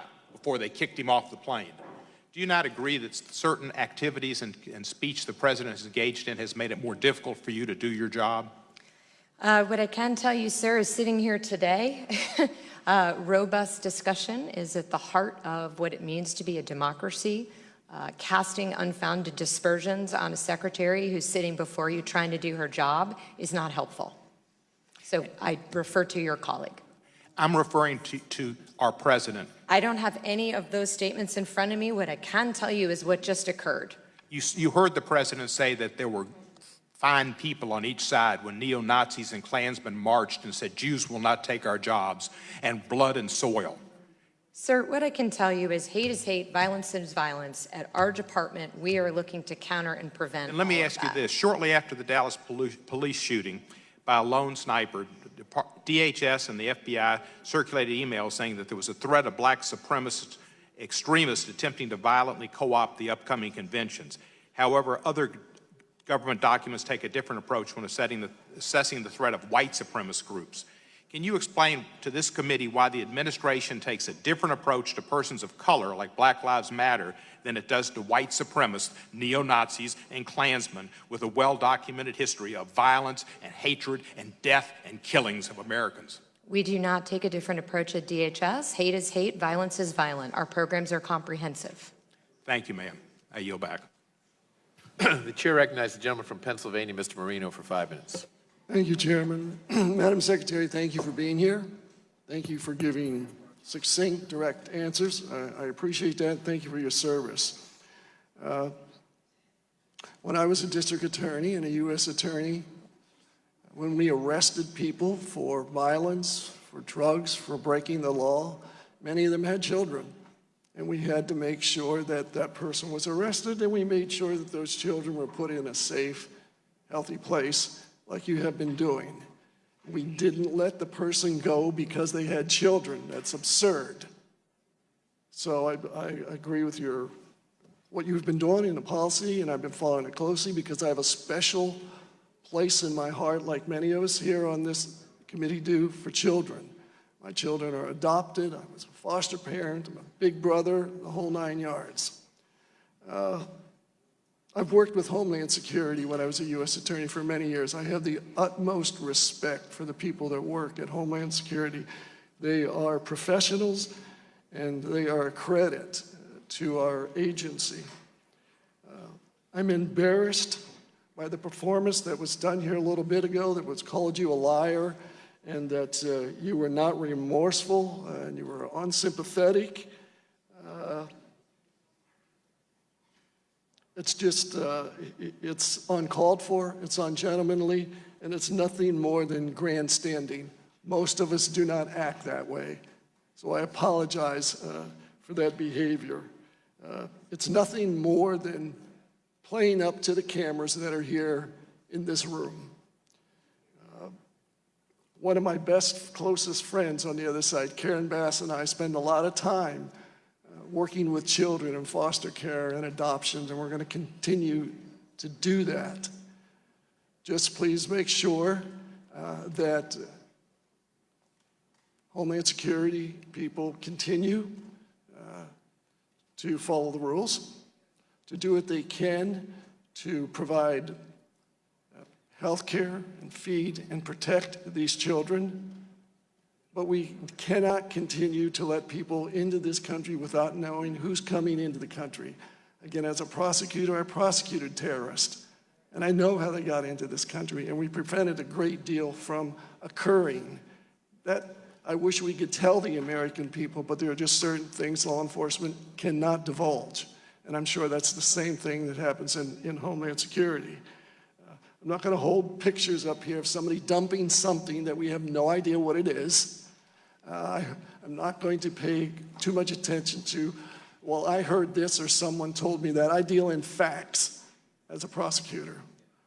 What I do want to ask you is, what can we do here in Congress to make sure that you have the tools, and please don't hesitate to tell us what tools you need to continue to secure the borders, protect people who are in this country, Americans who are here legally, and by the same token, have a process whereby we can have individuals who want to come into this country legally. We do it in, hopefully, a more efficient and effective manner. Yes, sir. So again, the goals here are to have a safe and orderly flow. The goal is to protect those who are seeking asylum. It cannot be that the way that we do that is we force them to pay a smuggler and trafficker and put themselves at risk. So I will continue to work with the Northern Triangle countries, with Mexico, to help vulnerable populations as soon as possible. From Congress, I would ask for wall. We need wall. We also need to change some of the outdated laws to reflect the current flow. Could I ask you Please. to, when you say wall, explain to the American people what that means, because of I know the high-tech systems that we're attempting to implement as well. Yes. So it's a wall system. It's a physical infrastructure, physical barrier, but as you say, it also is very important that it goes hand in hand with the technology and the personnel. So the second request was going to be for personnel. We do need additional folks within CBP, ICE, and USCIS that will help us ensure that this flow is processed as quickly as possible and also in a safe and orderly way. And there's lots of other things we can go into the homeland. But the last one is to change the laws so that they reflect the current flow. For example, back when TVPRA was passed, the vast majority of migrants were Mexican. Now that is no longer true. So to treat a child from Mexico differently than a child from other countries no longer makes sense. They need to apply equally. We need to be able to protect them the same. Thank you. I yield back. Sure, thanks, gentlemen. Recognize the gentlewoman from California, Ms. Bass, for 5 minutes. Thank you, Mr. Chair. And let me follow with my colleague, Mr. Marino. As he mentioned, the two of us have worked for many years to improve our nation's child welfare system. And I mean, no disrespect to you, but I do want to focus my questions on that. And I went to the border. I spent time in McAllen, and I met with a number of families who had had their children separated from them. Some of the families were told that they were just going to go to a court hearing and they would have their kids afterwards, and then they found out they didn't. So one of the things that I wanted to ask you is, what would make a parent ineligible to receive their child back? When I asked that of the border agents, they gave me an example of a parent who had been convicted of a DUI, and that made that parent then ineligible to have their children returned to them. So I wanted to know if you could give me examples of when a parent would be ineligible to have their children returned. So the suitability determinations under the law are actually made by the Department of Health and Human Services. I know what they look at is whether or not a other potential sponsor could be a threat in any way to the child. No, but this is reunification with a parent who is there, not a sponsor. Well, okay, so I'm not sure what you're talking about. If we're talking about when we separate, if the parent is not a parent. No, I'm talking about when the parent is a parent. Okay, so if the parent is a parent, the only time at which that parent would be separated at this time is if they are a threat to the child or if they've committed another crime. So there are a number of children who were separated from their parents who have not been reunified. Some of those parents have been deported. And their families were told, the lucky ones that know where the child is, was told that they then are responsible for the costs of flying the child back to the home country. Is that still true? Every parent who was deported did have the option to bring their child or children with them. And in every case... So these were the children that were separated? Yes, ma'am. I mean? Every parent had the choice to bring the child back with them when they were removed. The ones who did not bring the children with them made the choice not to have the child accompany them. And so I do have to say, in all honesty, I have a difficulty believing that a parent would just say, leave the child there. But we know of cases where the parent does not know where the child is because the child has been separated, or has been told that they have to bear the costs of reunification. If you're not aware of it, it's fine. I'm just asking you. No, I appreciate it. On the cost, I'll get right back to you, but I would just direct you to the Miss L case. So in great detail, it does give the numbers of the parents who chose to leave their children in the United States, did not want them removed with them. So let me get you the exact numbers, but that's all in the Miss L case. With respect to the transportation costs for those who might then have decided they do in fact want their children with them, I will get back to you on that. So we also have been told, and when I was at the border saw this, that if you are not a biological mother or father, but a grandmother, an aunt, or an uncle, that is not considered family and that those children were separated. There is no, to my understanding, we'll double check and get back to you. There is certainly no blanket decision that I'm aware of that would require that. So the background checks that are done, and I'm sorry, the reason why I'm interrupting I is because understand. I'm going to run out of time. Then I'll respond. So the background checks that are done of families in order for the child to be reunified. Yes. Background checks are way behind, if they're even attempted at all, of the staff in some of these facilities that have been up and running in a very fast manner. So what is the response to that in terms of the background checks? So I'm happy to get you an answer from HHS. We don't run those facilities, so I just don't have that information with me. So my colleagues have asked me to read a note. This is a statement from Representative Gomez. During a visit to the U.S. border this week to observe how the Trump administration is treating migrant families in a humane and lawful manner, they witnessed a situation where the families did not have toilet facilities and were given a bucket. And I was wondering if you could explain to me how a situation like that occurs where they're not even able to have porta potties. I don't have any information on that. I don't know where on the border that was. I don't know if it was at a port facility. That was the Otay Mesa port of entry. And these were people that had presented themselves for asylum, so they were not crossing the border illegally. They were trying to abide with the law.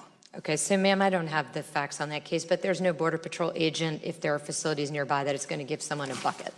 Did you receive the letter from the AMA and the American Academy of Pediatrics on the problem, the long-term damage of separating children from their families? The time of the gentlewoman has expired. Could I ask for unanimous consent to enter the AAP and AMA statements into the committee record? Without objection, they will be made a part of the record, and the witness may answer the question. Mr. Chairman, what I would just say is that I share the Congresswoman's concern about children. I think the problem is that we have 70,000 this year who were sent here unaccompanied at the hands, in most cases, of smugglers and traffickers who abuse them. I'm very concerned about that, and I will continue to work to ensure that children are not put in that position before they even get to the United States, where we take very good care of them. The chair recognizes the gentleman from Florida, Mr. Gates, for 5 minutes. Thank you, Mr. Chairman. And Madam Secretary, I think you're doing a great job in very difficult circumstances because as a country, we have not extinguished the magnets that draw people across our border illegally, and that we go and task you with the obligation of securing a border without the adequate resources, without the adequate physical infrastructure, and then under protocols that at times are very difficult to execute. If you tell people that if they show up with kids, they're going to be treated less harshly, then more people are going to show up with kids. Can you cite examples of where children in Central and South America have been put in jeopardy by the policies of our country that allow people to be treated differently if they arrive with minor children?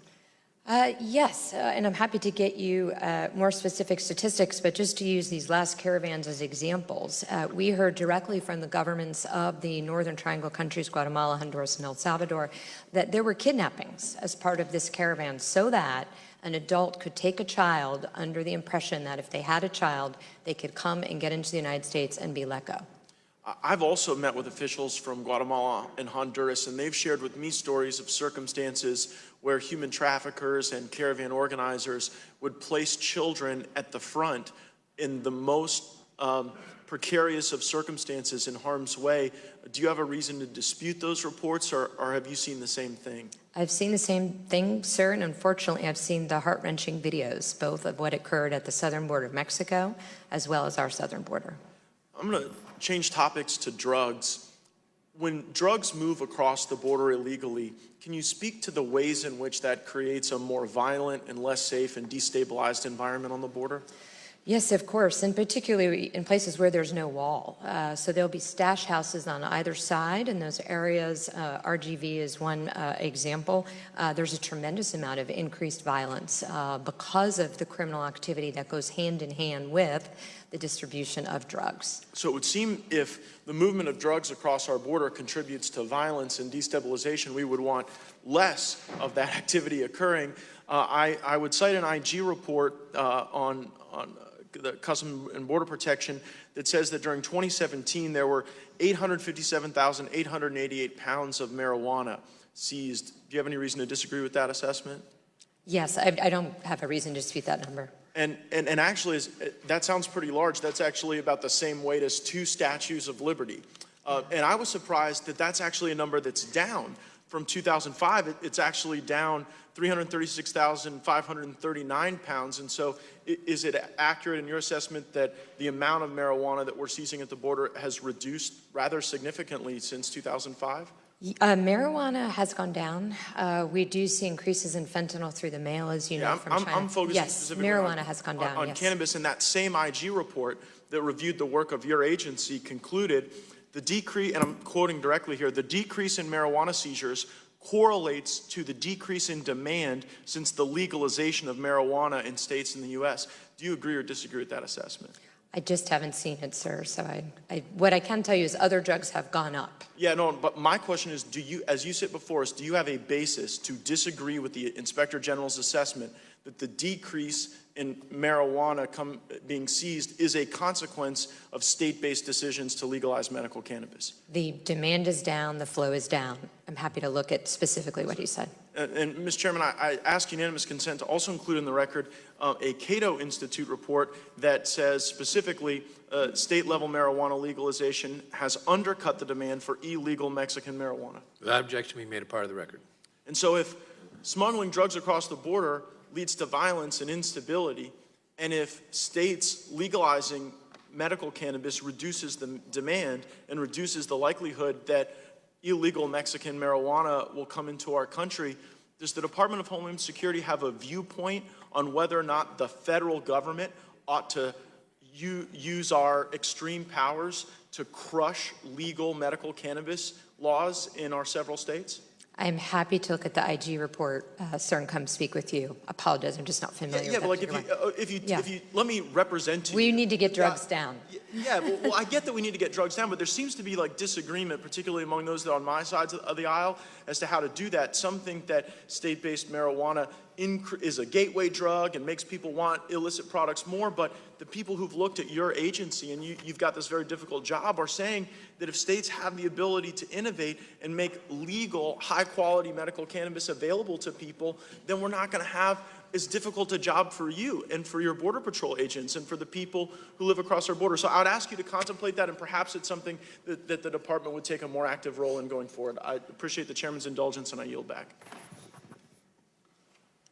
Chair recognizes the gentleman from New York, Mr. Jeffries, for 5 minutes. Thank you, Mr. Chairman. The Trump administration is demanding $5 billion for a wall on our southern border. Is that correct? The president has asked for $5 billion, yes. Now, that's $5 billion of American taxpayer dollars. Is that correct? He has asked for a $5 billion appropriation, yes. Right. Now, a government shutdown is a serious thing, true? Absolutely. Yet the Trump administration plans to shut down our government in the absence of a $5 billion allocation for the border wall. Is that correct? I believe the president is actively negotiating right now. Didn't the president say that he would own a shutdown if he did not receive $5 billion in American taxpayer money?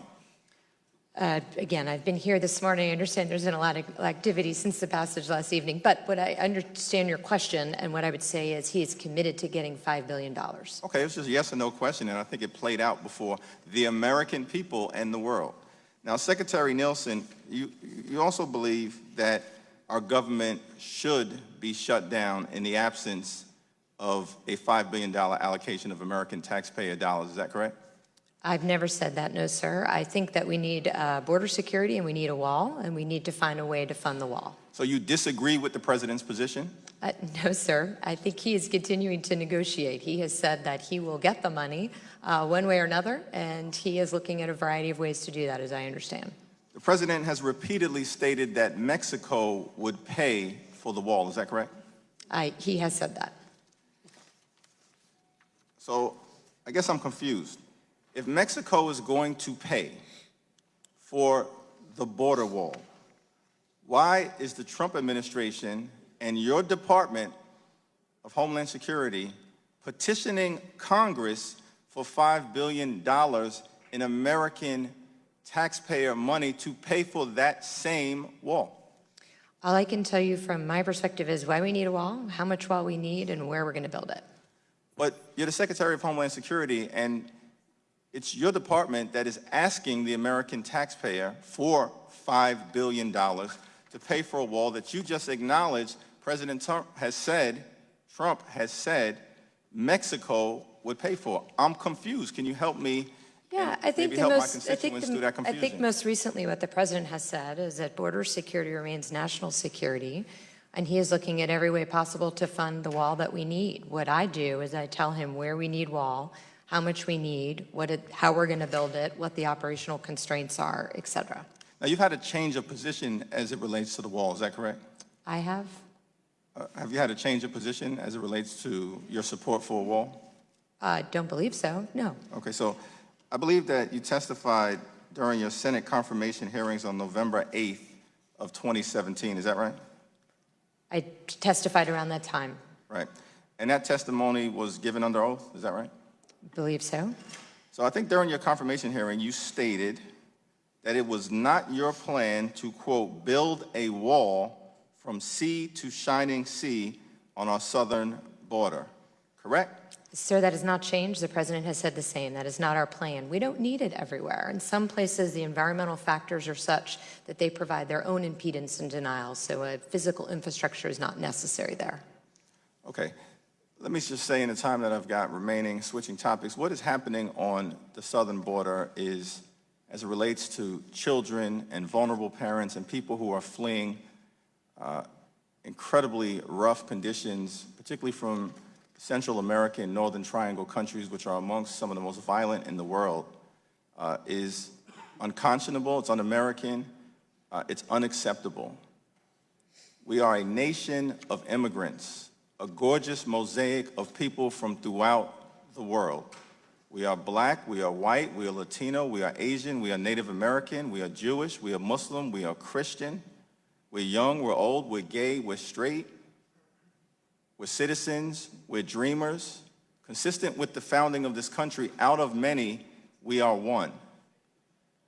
And I just want to make clear that notwithstanding whatever xenophobic behavior has been coming out of Washington over the last 2 years, our diversity is a strength, it is not a weakness, and on January 3rd, everything will change. I yield back. Mr. Chairman, I would just say again, that is why the best way to address this problem is to help those vulnerable populations as soon as possible. So we've worked extensively with Mexico and the Northern Triangle countries. As you know, Mexico is now offering asylum.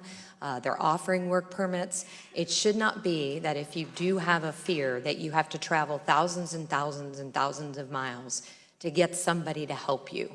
The region as a whole has to pull it together and help these vulnerable populations as soon as possible. Thank you. Thank you. And the chair recognizes the gentleman from Arizona, Mr. Biggs, for 5 minutes. And what I want to say here is,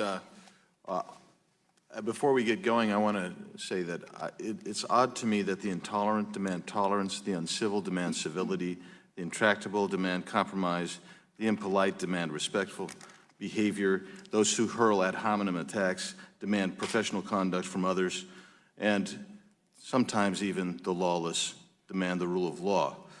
And so I think I've just been astonished by what some of the comments that have been directed to you personally and to the men and women of ICE and CBP today. I'm outraged by that, and it's unfortunate. I have spoken out of this hearing. I went and called some of my friends who are Border Patrol agents to say, what's going on? Anything new happened today? Well, a group of 64 was apprehended in southern Arizona last night. Another Border Patrol agent was attacked and assaulted by a Honduran who bit the agent, punched the agent in the stomach, and then assaulted them, split their head open with a rock. This is what we have at the border. It is a crisis. These agents, these men and women who go down to the border and defend us, they deserve respect and consideration, not hurled insults and just this absolute disrespect for what they do and the disrespect for the rule of law, which we have in America. So I want to speak to asylum seekers in Mesa. So according to some news reports, more than 4,000 Central American people who entered the country illegally, who were not part of the caravan, who declared they were seeking asylum, were released by ICE into the Phoenix metro area between October 12th and November 30th. The report indicated that these people were released with ankle monitoring bracelets and paperwork. They were free to go anywhere they chose to go. My question regarding these 4,000 people being released into the Phoenix metro area is, do you know what type of vetting is done of these individuals before they are released into our communities? Sir, this is an unfortunate consequence of capacity. As you know, with families under the Flores settlement, we can only hold them for 21 days. So unfortunately, they do have to be released. The difficulty with the ATD is we find that 30% of family members that have ATD cut them off. They abscond. So then we lose track. We have to then go find them. The other thing I would just say, as I mentioned before, is not only is it more expensive to use that than detention, but in fact, it lengthens the period substantially. So we go from 40 days to 1,300 days to be able to get them through the process. Well, thanks. You anticipated my next question, which was, how long does it normally take for these folks to be processed? And I guess my question would be, how many of these people, I think the number I heard last week is that there's, I want to say roughly 700,000 of these people, folks that are running around that have court dates who've requested asylum, and how many of them abscond completely that drop off, we don't ever see them again?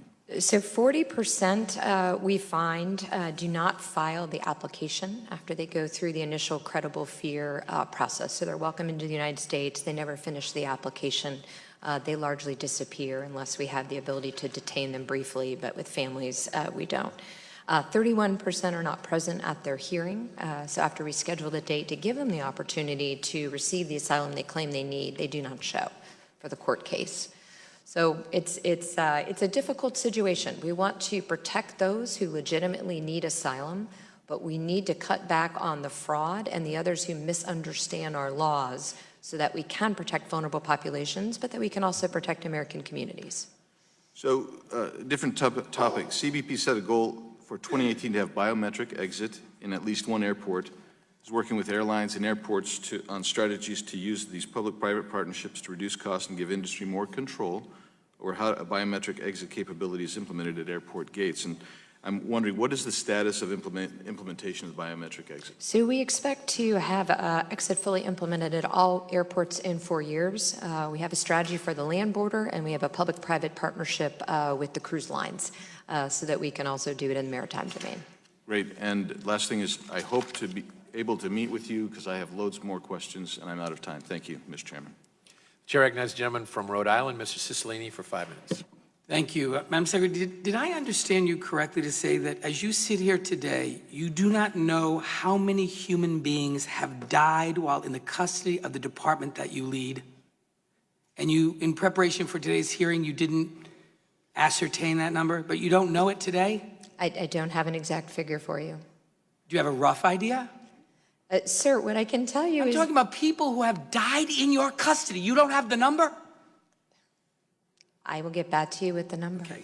You've also said, in talking about the Flores decision, that it's a loophole. And in your written testimony, you called it burdensome court opinions. You do recognize that those opinions are based on constitutional protections, do you not? The reference in the testimony was to a whole variety of court cases. I'm talking about your written testimony where you spoke about Flores as a burdensome court opinion. Those may impose some burdens on you because the Constitution protects liberty and puts limitations on when the government can detain people. Sir, the Constitution does not say that families can only be detained for 20 days. That's what the Flores decision says, and it's based on the Constitution, is it not? And it's a law that you're required to follow. Correct? You took an oath.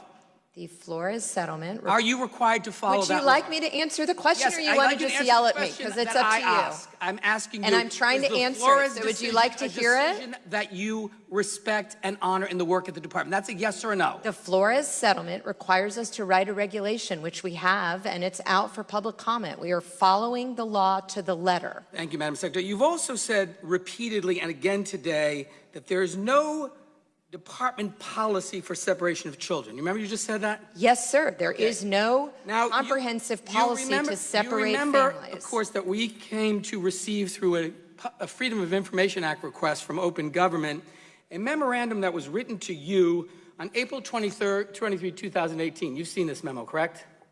Yes. And in fact, it gives you a bunch of options that the department can engage in. And the final option, option 3, says, and I quote, DHS could also permissively direct the separation of parents or legal guardians and minors held in immigration detention so that the parent or legal guardian can be prosecuted pursuant to these authorities. You remember reading that? We have the authority to do that, yes. That would be child separation, and it goes on to say zero tolerance. This is that, President used that term, zero tolerance, right? Do you remember reviewing that? I do, but you're confusing a variety of topics, which I'm happy to walk you through. And then in the memo, they asked someone, I assume it's the secretary, to pick one of the options. And option 3 is redacted. My first question is that your signature affirming option 3? I can't see that, and I don't remember which it is, but the option that I agreed to is that we would uphold the law equally against anybody who broke it. If you were a single or if Madam you were a Secretary, parent. I have limited time.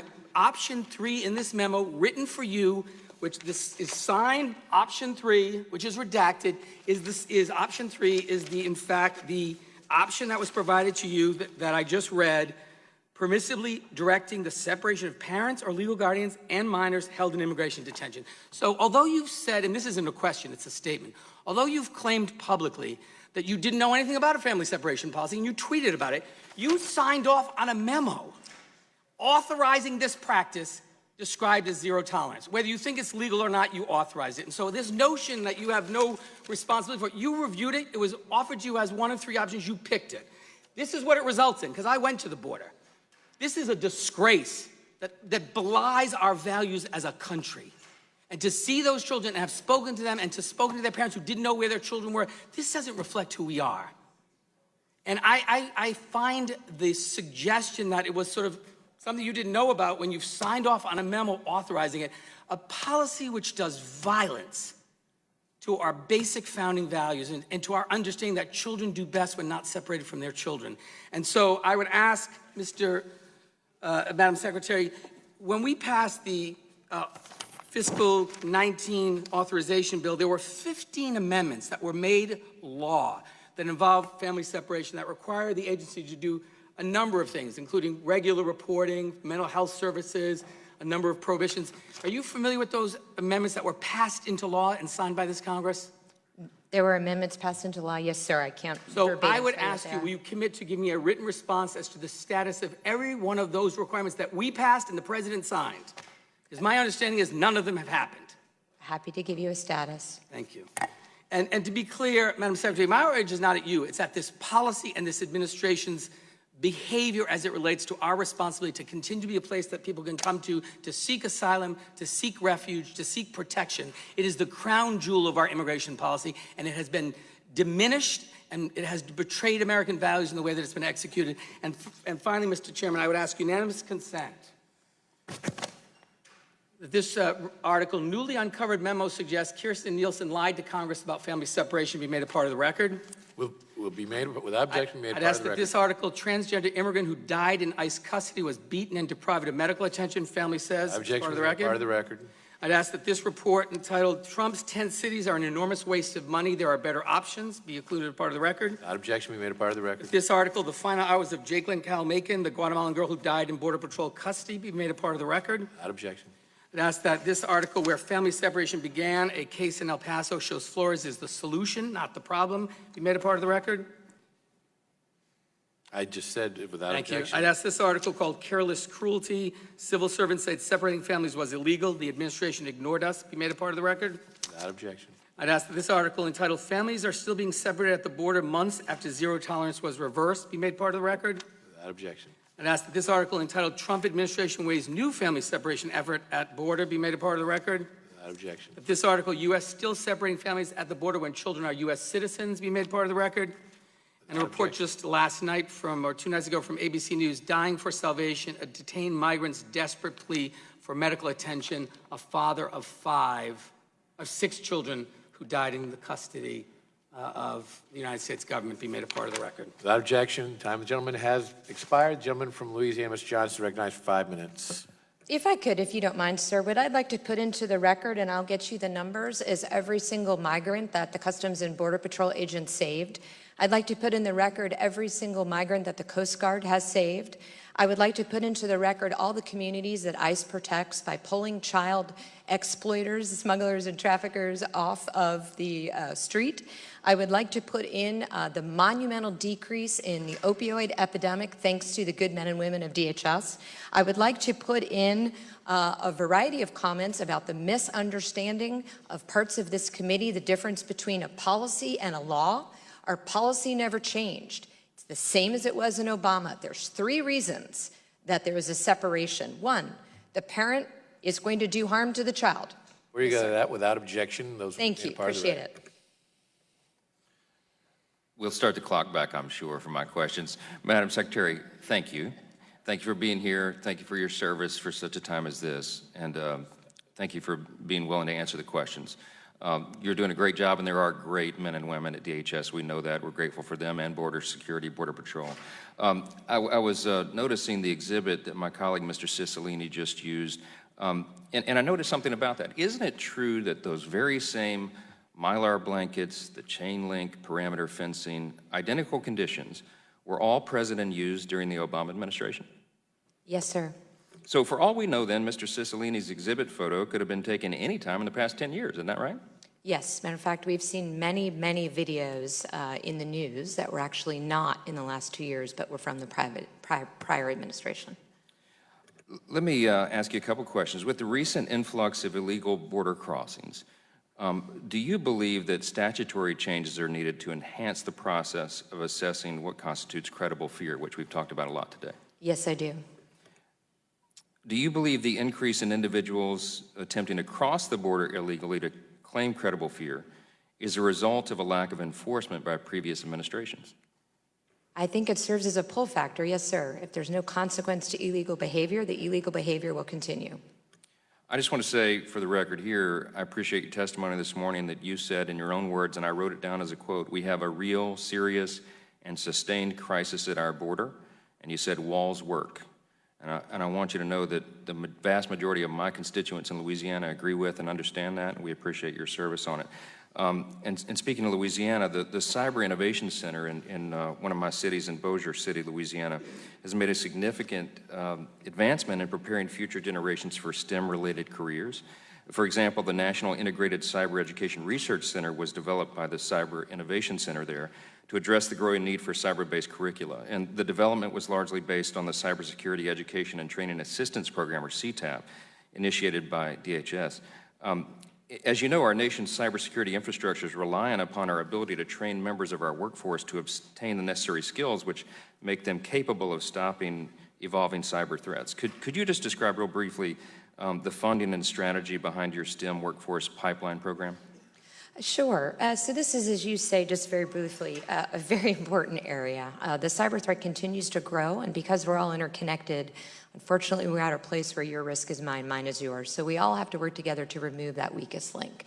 The idea of all of our initiatives right now is, first of all, to provide a variety of curriculums for all levels of education. You can find those, as you know, on our website. We work very closely with centers of excellence, such as the ones in your state. Thank you for your partnership. But the goal is to bring more and more children and students into the workforce. Hopefully, some will choose to come to DHS. We would love their expertise. But regardless, it's very important that the generations of the future understand cybersecurity so that they can build it into everything that they do. I appreciate you saying that. And it really is a dilemma because in spite of all these efforts to resolve it, there's still a workforce shortage in this area. And a lot of the jobs appear to be available only in the DC metro area, but we certainly want to advocate for relocating certain jobs to a state, I don't know, like Louisiana, where cyber-educated workforce and lower cost of living is a real factor to be considered. Is that something you would consider? I would love to talk to you about that, yes, sir. And due to the delays in, this is another subject, but due to the delays in processing security clearances for DHS contractors, have you instructed the department to review and consider any new changes that would make the process of obtaining a clearance more efficient, while also ensuring, of course, accurate background checks? Yes, so we've changed the sponsorship program, particularly with our private sector partners, so that it's much more streamlined. And then we're also working with those that adjudicate the clearances to make sure that they have all of the information they need up front. Part of the backlog was the going back and forth. So we're trying to front load all the information so the adjudication can be made faster. Really grateful, and again, grateful to you for your service for such a time as this. And I'll yield back, Mr. Chairman. Thank you, sir. Chair thanks the gentleman and recognize the gentleman from California, Mr. Liu, for 5 minutes. Thank you, Mr. Chair. Thank you, Secretary Nielsen, for being here. Have you ever taken any sort of oath of loyalty to Donald Trump? Just to the country, sir. So before you could become Secretary of Homeland Security, you took an oath to U.S. Constitution, correct? When I was sworn in, yes, and many times before that. And under the Constitution, the executive branch executes the laws, and Congress writes the laws, correct? Yes. So when Congress writes a law appropriating funding to your agency, you can't divert that funding to another agency without congressional authorization, correct? We would do it by following the law. So for example, if Congress gave disaster assistance funding to FEMA, you can't take that money, give it to the Department of Defense to build a military base in California, right?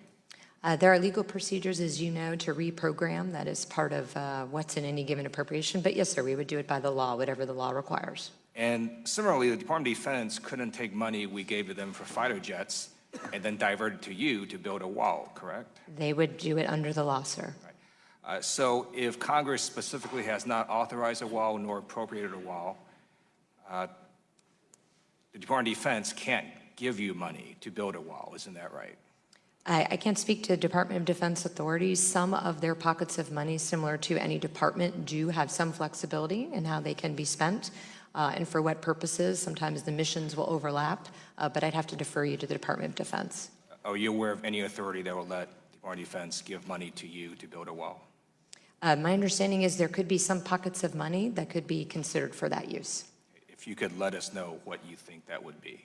Because my understanding is there is currently no appropriation for a wall, which is why the president is looking at doing a partial government shutdown. That's the whole point of it. So I'd like to talk about family separations. And you earlier during the hearing said basically you sort of took umbrage at being called a liar. So I won't use that phrase. But I will say that you're not telling the truth about family separation. And it's because your boss, Donald Trump, did a whole executive order reversing the policy of family separation. So I'd like unanimous consent to put in the record article in the Washington Post dated June 20th, 2018 with the title, Trump Reverses Course, Signs Order Ending Policy of Separating Families at the Border. I'm also going to read you some of the things he says. So we're going to have strong, very strong borders, but we're going to keep their families together, Trump said as he signed the order in the Oval Office. I didn't like the sight or the feeling of families being separated. So these little boys and girls, they didn't self-separate. Your agency ripped them away from their parents. And then after Trump reverses on this family separation policy, because clearly you can't reverse a law, executive orders only reverse policy, your agency then had to spend a lot of time trying to reunite these little kids with their parents. So I would just appreciate it if you started telling the truth to American people about the policy of family separation. So Again, sir, I would That was not a question. That was just you can answer Okay. after I'm done. No problem. If you'd like to just give a speech, I'll just let me know when you're done. I'm going to ask you some questions now. Wonderful. So during your opening statement, you sort of painted this dark picture of this crisis at the border and there was crime and so on. Are you aware that in 2017, violent crime rates dropped? Across the country or Yes, in a across the particular country. other country or? FBI report, have you read it? It says violent crime rates dropped in 2017. Are you aware of that? I have no reason to dispute the FBI. Same report also says property crime rates dropped in 2017, according to that same report. Are you aware of that? I have no reason to dispute the FBI. Are you aware of the numerous reports that say immigrants, both documented and undocumented, commit less crimes than native-born Americans? Are you aware of those studies? I have not seen those particular studies. All right, so I'd like you to go, or have your staff show you the Cato Institute study from 2014 that showed all immigrants are less likely to be incarcerated than native-born Americans relative to their share of the population. There's been a Public Policy Institute of California study that also showed that the foreign-born, who make up about 35% of the adult population in California, constitute only about 17% of the adult prison population. So just be helpful if you start putting in some basic facts about the actual facts related to immigrants and crime. And then I'm just going to conclude by quoting from Congressman Will Hurd, who said essentially in a Washington Post op-ed that building a wall will be the most expensive and least effective way to secure the border. I yield back. Sir, executive orders can direct a law enforcement official to change their prosecutorial discretion. What the executive order that the president signed was not to reverse a policy. It essentially said, despite the fact that the families are choosing to come here illegally and are breaking U.S. law, it is the policy of the United States to keep them together. Because of Flores, we are not able to keep them both together and prosecute them. So the result of that is we do not prosecute families that choose to come across the border illegally under the current executive order. Thank you. Thank you. And before I turn to the gentleman from Idaho, I just want to make members aware, a vote series has just started. I'm going to ask one of the members on this side of the aisle to go vote quickly and come back. I want to keep this hearing going because I'd like every single member to have the opportunity to ask 5 minutes worth of questions, but the secretary also has a very hard stop coming up very soon as well. So we are working to try to get you all in, but I can't guarantee that's going to happen. And so now I turn to the gentleman from Idaho, Mr. Labrador, for 5 minutes. Thank you, Mr. Chairman. The number of apprehensions went down in 2017 at the border. Is that correct? Yes.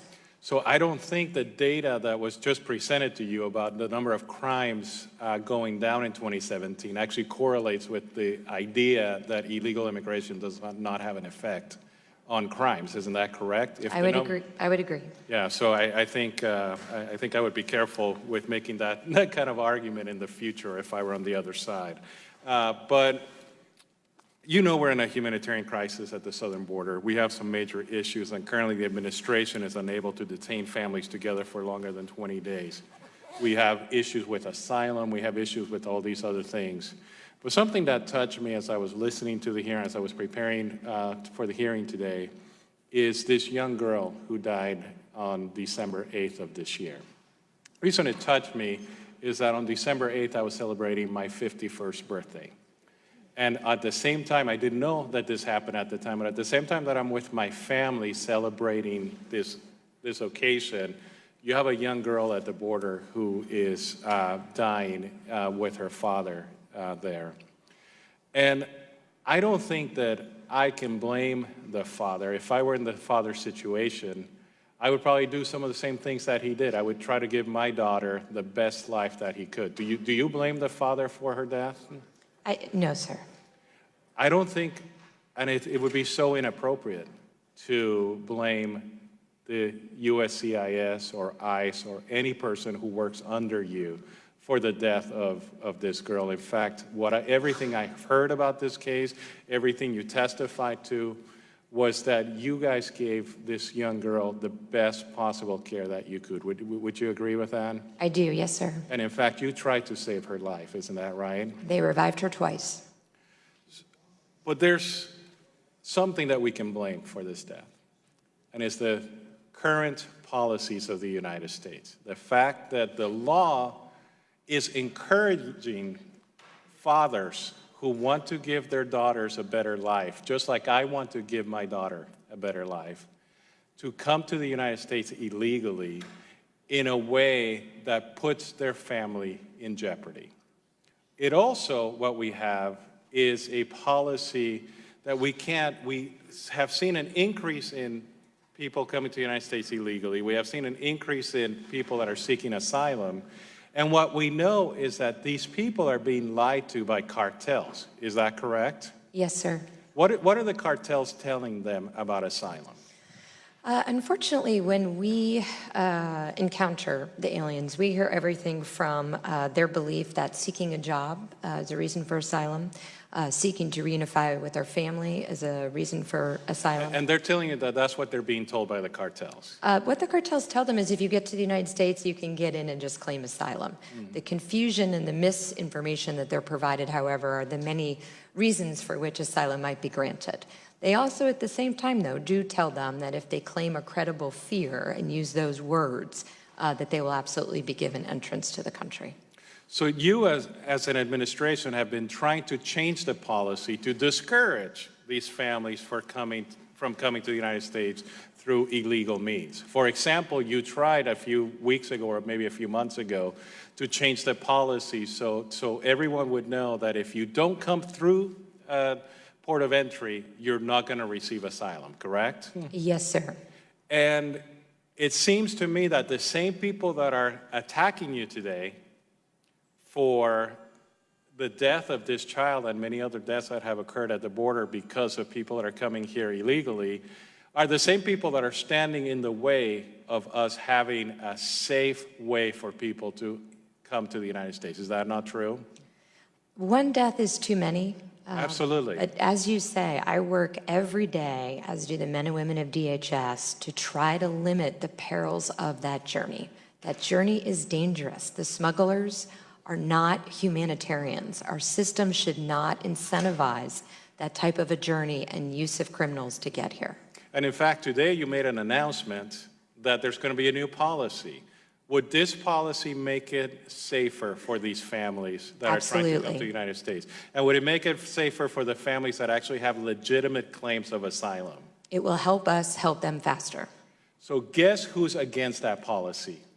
Again, the same people that are yelling at you today and trying to call you a liar and a criminal and all these other things. I just find that really sad. I find that really objectionable. As a person who cares about immigration and wants to have an immigration policy that works for the 21st century, I wish the other side would join us in actually having a policy and a law that allows you to do your job so we can actually bring people to the United States the proper way and we can keep people safe. Thank you for what you're doing. Thank you for what the men and women of Homeland Security do, and God bless. Thanks, Chair. Thanks, gentlemen. Recognize the gentlewoman from Washington, Ms. Jayapal, for 5 minutes.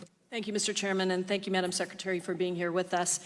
It has been very difficult to listen to this hearing, and it has been difficult for a number of reasons, but one is that there are numerous things you have said that don't comport with the facts, and I don't know how you want to classify that, but the statement about family separation policy not being there, my colleagues have talked a lot about that. That statement that you made earned 4 Pinocchios in the fact-checking world.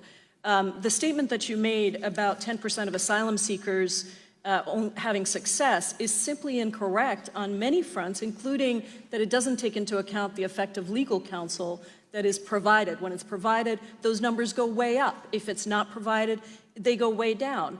The statement that you made that families were given the choice to be deported with their children and chose to leave their children behind is simply not true. Evidence presented in the court by the ACLU and judged credible by the attorney, by the judge, as well as statements from the Office of the Inspector General, make it clear that those procedures simply did not allow a meaningful way for families to weigh in. So all of that has been difficult, but equally difficult is I was the first member of Congress to actually go into a federal prison and visit twice with 276, I think, women and some men who had had their children ripped away from them, had not been able to talk to their children in weeks, did not know where their children were. And then later, I spent and those mothers talked about what they were escaping and the sacrifices they made. And later I was at the Tijuana side of the border and talking to Hondurans, a young man, Madam Secretary,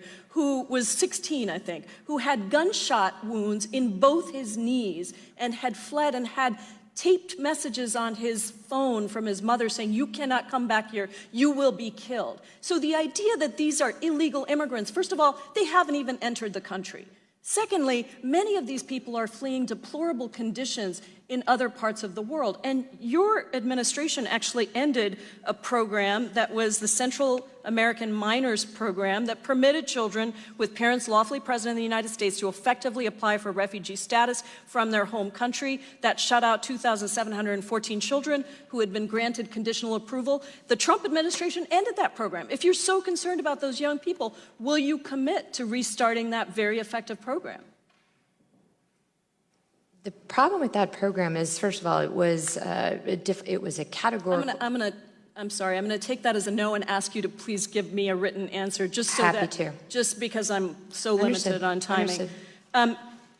Let me just talk about deaths in detention in private prisons. Last week, ABC News aired an investigation alleging that improper medical care in DHS detention facilities may have contributed to the death of Gerardo Cruz. Mr. Cruz entered DHS custody in full health. In the following days, he began displaying flu-like symptoms, and his condition visibly worsened over the course of a few weeks until he eventually died from complications of pneumonia. Are you aware of Mr. Cruz's story? Yes, ma'am. I do not have all the facts in front of me, though, but yes. And are you aware, and I think you may have answered this question, but are you aware of how many people have died in DHS custody since 2010? I recognize that was prior to your time. I do not have that number, but happy to give it to you. Let me tell you the number. It's 81 people have died in DHS custody since 2010. Secretary Nielsen, according to a 2018 report by Human Rights Watch, which reviewed the 52 publicly available death reports, almost half of those deaths were linked to substandard care. And Americans are still reeling from the tragic death of Jacqueline Call, who died in Border Patrol custody. As the Secretary of Homeland Security, you oversee all of the facilities in which these negligent deaths have occurred. Can you assure this committee that not a single additional death will result because of negligence on the part of your agency? I can assure you that I hold the men and women of DHS accountable and that we are always consistently reviewing. We have some of the highest standards in the world, as you know, but our goal is always to take care of those in our custody. Thank you. And yet, there have been at least 12 deaths under your watch, including a suicide at the Northwest Detention Center, which is just south of my district, and that death is being currently investigated. I heard you say one death is too many. I'm not asking how many you were responsible for. I'm asking you to promise that there won't be another death under your watch. You have my commitment to ensure that all of our detention centers take good care of those in our care. And so have you told your facilities that they will no longer receive funding if they don't institute a basic standard of medical care? What have you done to actually ensure medical care in these facilities? Yeah, so we I'm sorry, I realize I'm out of time, and I have one more question around... I'm sorry, that's not going to be allowed. The Secretary can answer the last question if she'd like, and then we have to turn to these other folks because she has to leave. Understood. And we have votes on the floor, so thank you very much. Mr. Chairman. It's okay. I will now turn to Ms. Handel. She didn't answer that question, though. We're going to turn to Ms. I'm trying to let your colleagues speak. No, I know, but you do have the responsibility to answer my question, which was asked before my time was up. I'm sorry. So the question was, have you told the facilities that they will no longer receive funding if they do not institute a basic standard of medical care? I don't see how taking away funding is going to help the situation, but what I have told them is that we will continue to work to make sure that we uphold the strongest standards, that we have the oversight.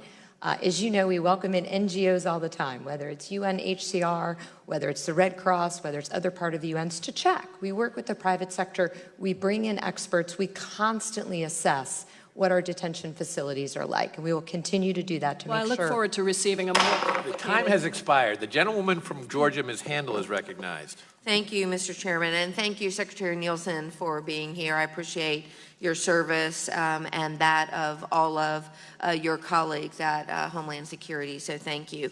As I'm sure you know, the DiMaia decision invalidated a federal law that defined crimes of violence for the purpose of federal law. And although this definition applies to several areas across the federal code, it does have particular implications when it comes to the removability of criminal illegal aliens. Earlier this year, I introduced H.R. 6691, the Community Safety and Security Act, which would clearly define that term, crime of violence, in the federal criminal code. The bill did pass the House. It's not received Senate consideration yet, but I was wondering if you could comment for us a little bit on how the current situation with this ambiguity of crime of violence affects the removal proceedings and the need for Congress to act to put that clarity into law. Yes, ma'am. So I'm not familiar with your particular bill, but I completely agree with the issue. We need clear guidance to be able to understand what the congressional direction is on removability. So it's very important for us to have a definition.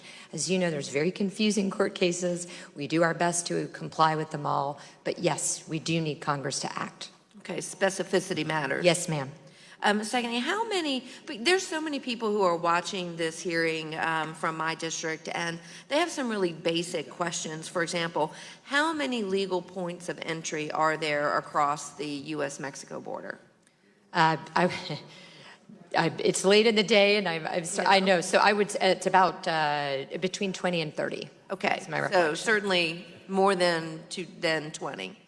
I believe so, yes. Okay, great. So when it comes to credible fear, can you just go a little bit more into the difference between when an individual is coming across a border, the different process that takes place if they come to a legal port versus trying to cross illegally, and then secondly, giving that first initial statement around credible fear and how that is different from what is required under statutory requirements within a court of law to actually achieve asylum in the U.S. So if a migrant comes to a port of entry, they haven't broken any laws. So first of all, they're doing it a legal way, and then they make their claim. When they come between the ports of entry, particularly for single adults, they have broken the law. That is a law that we attempt to uphold, so we will refer them for prosecution. With respect to the thresholds for credible fear, it's a significant possibility is the standard, whereas for asylum, it's a reasonable possibility. So it's a slightly different standard. Obviously, the credible fear standard is more lenient. Okay, great. And then lastly, could you just explain the difference between the queuing process and the hardening of the legal ports, just so everyone understands the difference? No, I appreciate that. So I think the hardening, I'm not sure what that was referencing, but the hardening in general, what we've done is we have tried to make sure that we funnel the traffic in a safe and orderly way to our officers who can then process the migrants as they come through, or the legal trade and travel. It's not always those seeking asylum, obviously. So the hardening is just to make sure that there isn't a way to get around, or in some cases, what we had seen in the past, unfortunately, were migrants jumping into the vehicle lanes, which could be very dangerous for them. So the hardening is to make it very clear where the passengers and the pedestrians should go, while also allowing that legal trade and travel. Great, thank you. And I'll just end with this. I'm very, very encouraged by the incredible progress that you've been able to make with Mexico and our other partners in Central and South America to get the care to the individuals who really need it at the earliest point in this whole process versus going through such an arduous trip. So thank you for your effort and your service to our country. Mr. Chairman, I yield back. The lady yields back. The chair will recognize Mr. Rankin from Maryland. Thank you very much. Welcome, Ms. Nielsen. We still have service members engaged in Afghanistan, as you know, and they continue to rely on our wartime allies for their mission, interpreters, translators, cultural advisors, contractors, and so on. And so there are a lot of local nationals who are risking their lives for the success of our mission, and they've been promised safety through the Special Immigrant Visa Program. And yet the number of Special Immigrant Visa recipients dropped from more than 18,000 in fiscal year 2017 to only 10,000 and change in fiscal year 2018. And thus far, we've admitted only 729 of them. Can you explain the significant drop in admissions? And then I'm going to just ask you about a specific case that I've inquired about with my colleague, Representative Denham. Sure. First, let me just say, because I know you want to use your time well, happy to come give you a brief very specifically. Some of it has to do with the increase in vetting that we do for anyone now coming to the country. And so to some extent, the process takes a bit longer. But as to why that specific drops, sir, happy to come chat with you about it. Okay, good. Let us definitely pursue that. I sent you a letter back in July with a bipartisan group of members. Representative Denham and I got together to do it, inquiring about the status of the case of Mohammed Kamran, who's an Afghan national who worked for many years as an interpreter for the U.S. Navy, the Army, the USAID, the UN. We sent the letter in July. We finally received a response a couple of weeks ago that said that you could not disclose any information about the status of Mr. Kamran's family, even though we provided a privacy waiver along with our submission to you. We understand he was denied entry for discretionary security reasons, but when his family sought humanitarian parole, they were denied on ostensibly the same basis, including his youngest daughter, who was 4 years old at the time, and it's hard to believe that she constituted any kind of national security threat or risk. Given that his adult brother and sister were granted asylum, how can his family be treated as a national security threat? And can you illuminate what's going on in this case? It's obviously of profound concern to that family and those American personnel who've taken an interest in this case. Sir, I'm happy to provide you those details. I don't have them in front of me, but happy to follow up very quickly. Do you know how many other U.S. military interpreters have had their refugee cases denied as a matter of policy discretion? I do not as a policy discretion. What we do is we do a background check, as you know. Unfortunately, some of them do not pass that. And then in some limited cases, once they receive refugee status, they do something that eliminates or kicks them out of that status. But I can also get you the exact number. Happy to. I mean, I wonder if you would just close with any thoughts you have about this as a matter of basic fairness and humanitarian principle for the people involved, as well as a matter of national security concern for American military personnel and advisors who are working over there, who depend on interpreters and other people in that kind of situation. And do we really want to be closing the door on the people's refugee applications? Sir, happy to. We're certainly not closing the door. I think it is important to put it in perspective that last year the United States granted more refugees and asylum status than the next 3 countries combined. So we remain the most humanitarian country. That's certainly my goal, to continue to do that, as well as to support the U.S. military. I got you. But I mean, my concern, of course, is the dramatic, precipitous, demonstrable drop in the number of admissions of people who are acting on our team in Afghanistan. And I wonder if you would kindly follow up on the specifics of this case of Mr. Kamran, whose case has been given a lot of attention now by both Democrats and Republicans, people across the aisle who are really concerned that he's been given a raw deal. If you would pursue that and then answer more generally about what we're doing to make sure that these people are taken care of. Absolutely, sir. Happy to do that. Okay, I look forward to meeting with you and your staff on that. Thanks so much. Mr. Chairman, could I just submit this dear colleague letter that Mr. Denham and I wrote for the record? Without objection. Thank you. Sir, could I just make one request? If I could, just for the record, I'm just re-looking at my notes, and I think, unfortunately, I said that the first time I heard about the 7-year-old's death was December 7th, but that was actually December 8th. So I apologize. I think I just misspoke. Okay. So noted. Chair recognizes himself for 5 minutes. And Madam Secretary, first I want to say thank you for being here, and thank you for your service. I know what a tough job border security is. Had a great trip down, looked at the entire length of the border in different spots, and so I have a great appreciation for what your men and women at CBP and ICE on the interior are really up against. And I want to ask just a couple things to clarify from earlier. It sounded like there was some issue about whether you could actually build a wall.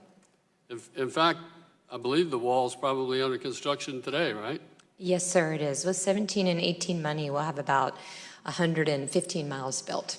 Right, so a previous Congress has already authorized the construction of the wall. Yes, The issue now is 2006. funding, so put that to bed. I'll also tell you this, in my previous life, I was a law enforcement officer for 41 years. I can't even begin to tell you how many people I put in jail that had children in their custody. And always, those children were separated when the adult criminal was placed in jail. And that child, we would first try to place them with another parent or some family member, responsible family member. But minus that, we were then forced to deliver them to the state of Florida through the Department of Children and Families, who would then take care of them. And I think the point was made earlier, why would we require you to treat children differently than we do American citizens? Sorry, I can't answer that, but if I could, what I will say again is we did not have a policy to separate, just as you're describing. If the parent chose to break the law, which there's 3 other ways they can come legally into this country at least, chose to break the law, in some instances we referred them for prosecution because we were applying the law equally. We were not giving a pass because somebody had a child. So because that parent was then going to go to a custodial location, we didn't want to send the child with that adult. Thank you. And I just want to give you the opportunity to state that clearly again for the record. Also, how important do you think it is for local, state, and federal law enforcement to work together? It's of utmost importance. I agree with you. Having been a local law enforcement officer for years, I know the importance of working with state and federal law enforcement officers to protect the not just the hometown, but the homeland. And so the reason I mention that is the 287G program that we ran in my district. We arrested folks and then would run them through the 287G program in our jail. We use the in-jail model, not the police model out in the community. But we arrested thousands of individuals who were found to be illegal immigrants who had already committed a crime within our jurisdiction.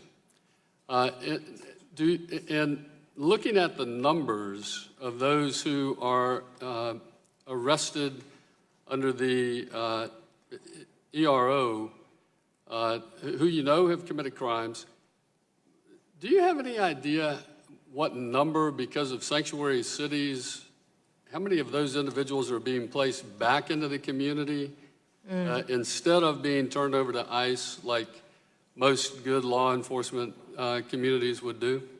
I don't, sir, but we believe it's thousands and thousands. I can get you the exact number, unfortunately. And that creates a very unsafe community for these sanctuary cities. Would you agree? It does, because it then forces the officers to go into environments that are not controlled. So it puts their safety at risk, but it also puts the rest of the community at risk because we don't know if the person is armed or we don't know if they intend to do harm. The safest way, as you know, is to take that custody in a controlled and safe environment. Let me close with a question. If I could get you to look into a situation for me. Please. The National Insurance Crime Bureau, since 1987, they had been working with CBP, and they would receive export data. This is dealing with stolen vehicles being exported out of the country. That information would be shared with them from CBP, the export data. It would be checked against NCIC, insurance theft records, active lien records, and rental fleet records.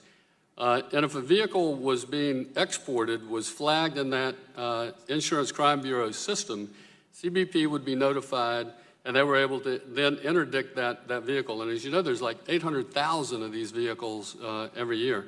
So, however, since CBP's implementation of the automated export system, which made it electronic, the Insurance Crime Bureau has been denied access to the export records and is no longer able to partner with CBP to stop illegally obtained vehicles from being exported. So my question is, what changed? It's authorized. It's still authorized under Title 19, Section 1627. I know there's been some talk about, well, there's some privacy information, but if you look at that information, it's really not that private. And number two, they say, well, all of that information is contained in the National Motor Vehicle Title Information System, but it is not. They do not have the same data that the National Insurance Crime Bureau has. So could you look at possibly making that connection again between those two organizations? Because I think that's a great way for a non-government agency to really partner with us to fight crime. As you know, auto theft is not just breaking a window and stealing a car anymore. It's liens, it's all sorts of ways that they're doing this now. Would you mind looking into that and get back you have with my me and commitment, let me know absolutely. if we can fix that? Absolutely. Thank you very much. And my time has run out. Thank you. Go vote, you're going to start missing 2 minutes. Yep, will do. Madam Secretary, thank you very much. I know you've stayed longer than you intended, and I know you have an important commitment, but we got in everybody. I'm sure some were disappointed that you had to votes conflict, but thank you for that. Thank you also for being a great Secretary of Homeland Security. I appreciate your work, and it is evident in how you handled the answers to the question from the members here today. You know what you're doing, you know what you need, you're committed to keeping America safe, and you're committed to having an immigration policy and enforcing an immigration policy that is fair, that is humane, that has respect for the rule of law, but also keeps the tradition of America being a nation of immigrants. So I thank you very much for that, and I wish you the very best. Thank you. Thank you, sir. With that, this concludes today's hearing, and I thank you to our distinguished witness for attending, and without objection, all members will have 5 legislative days to submit written questions for the witness or additional materials for the record, and the hearing is adjourned.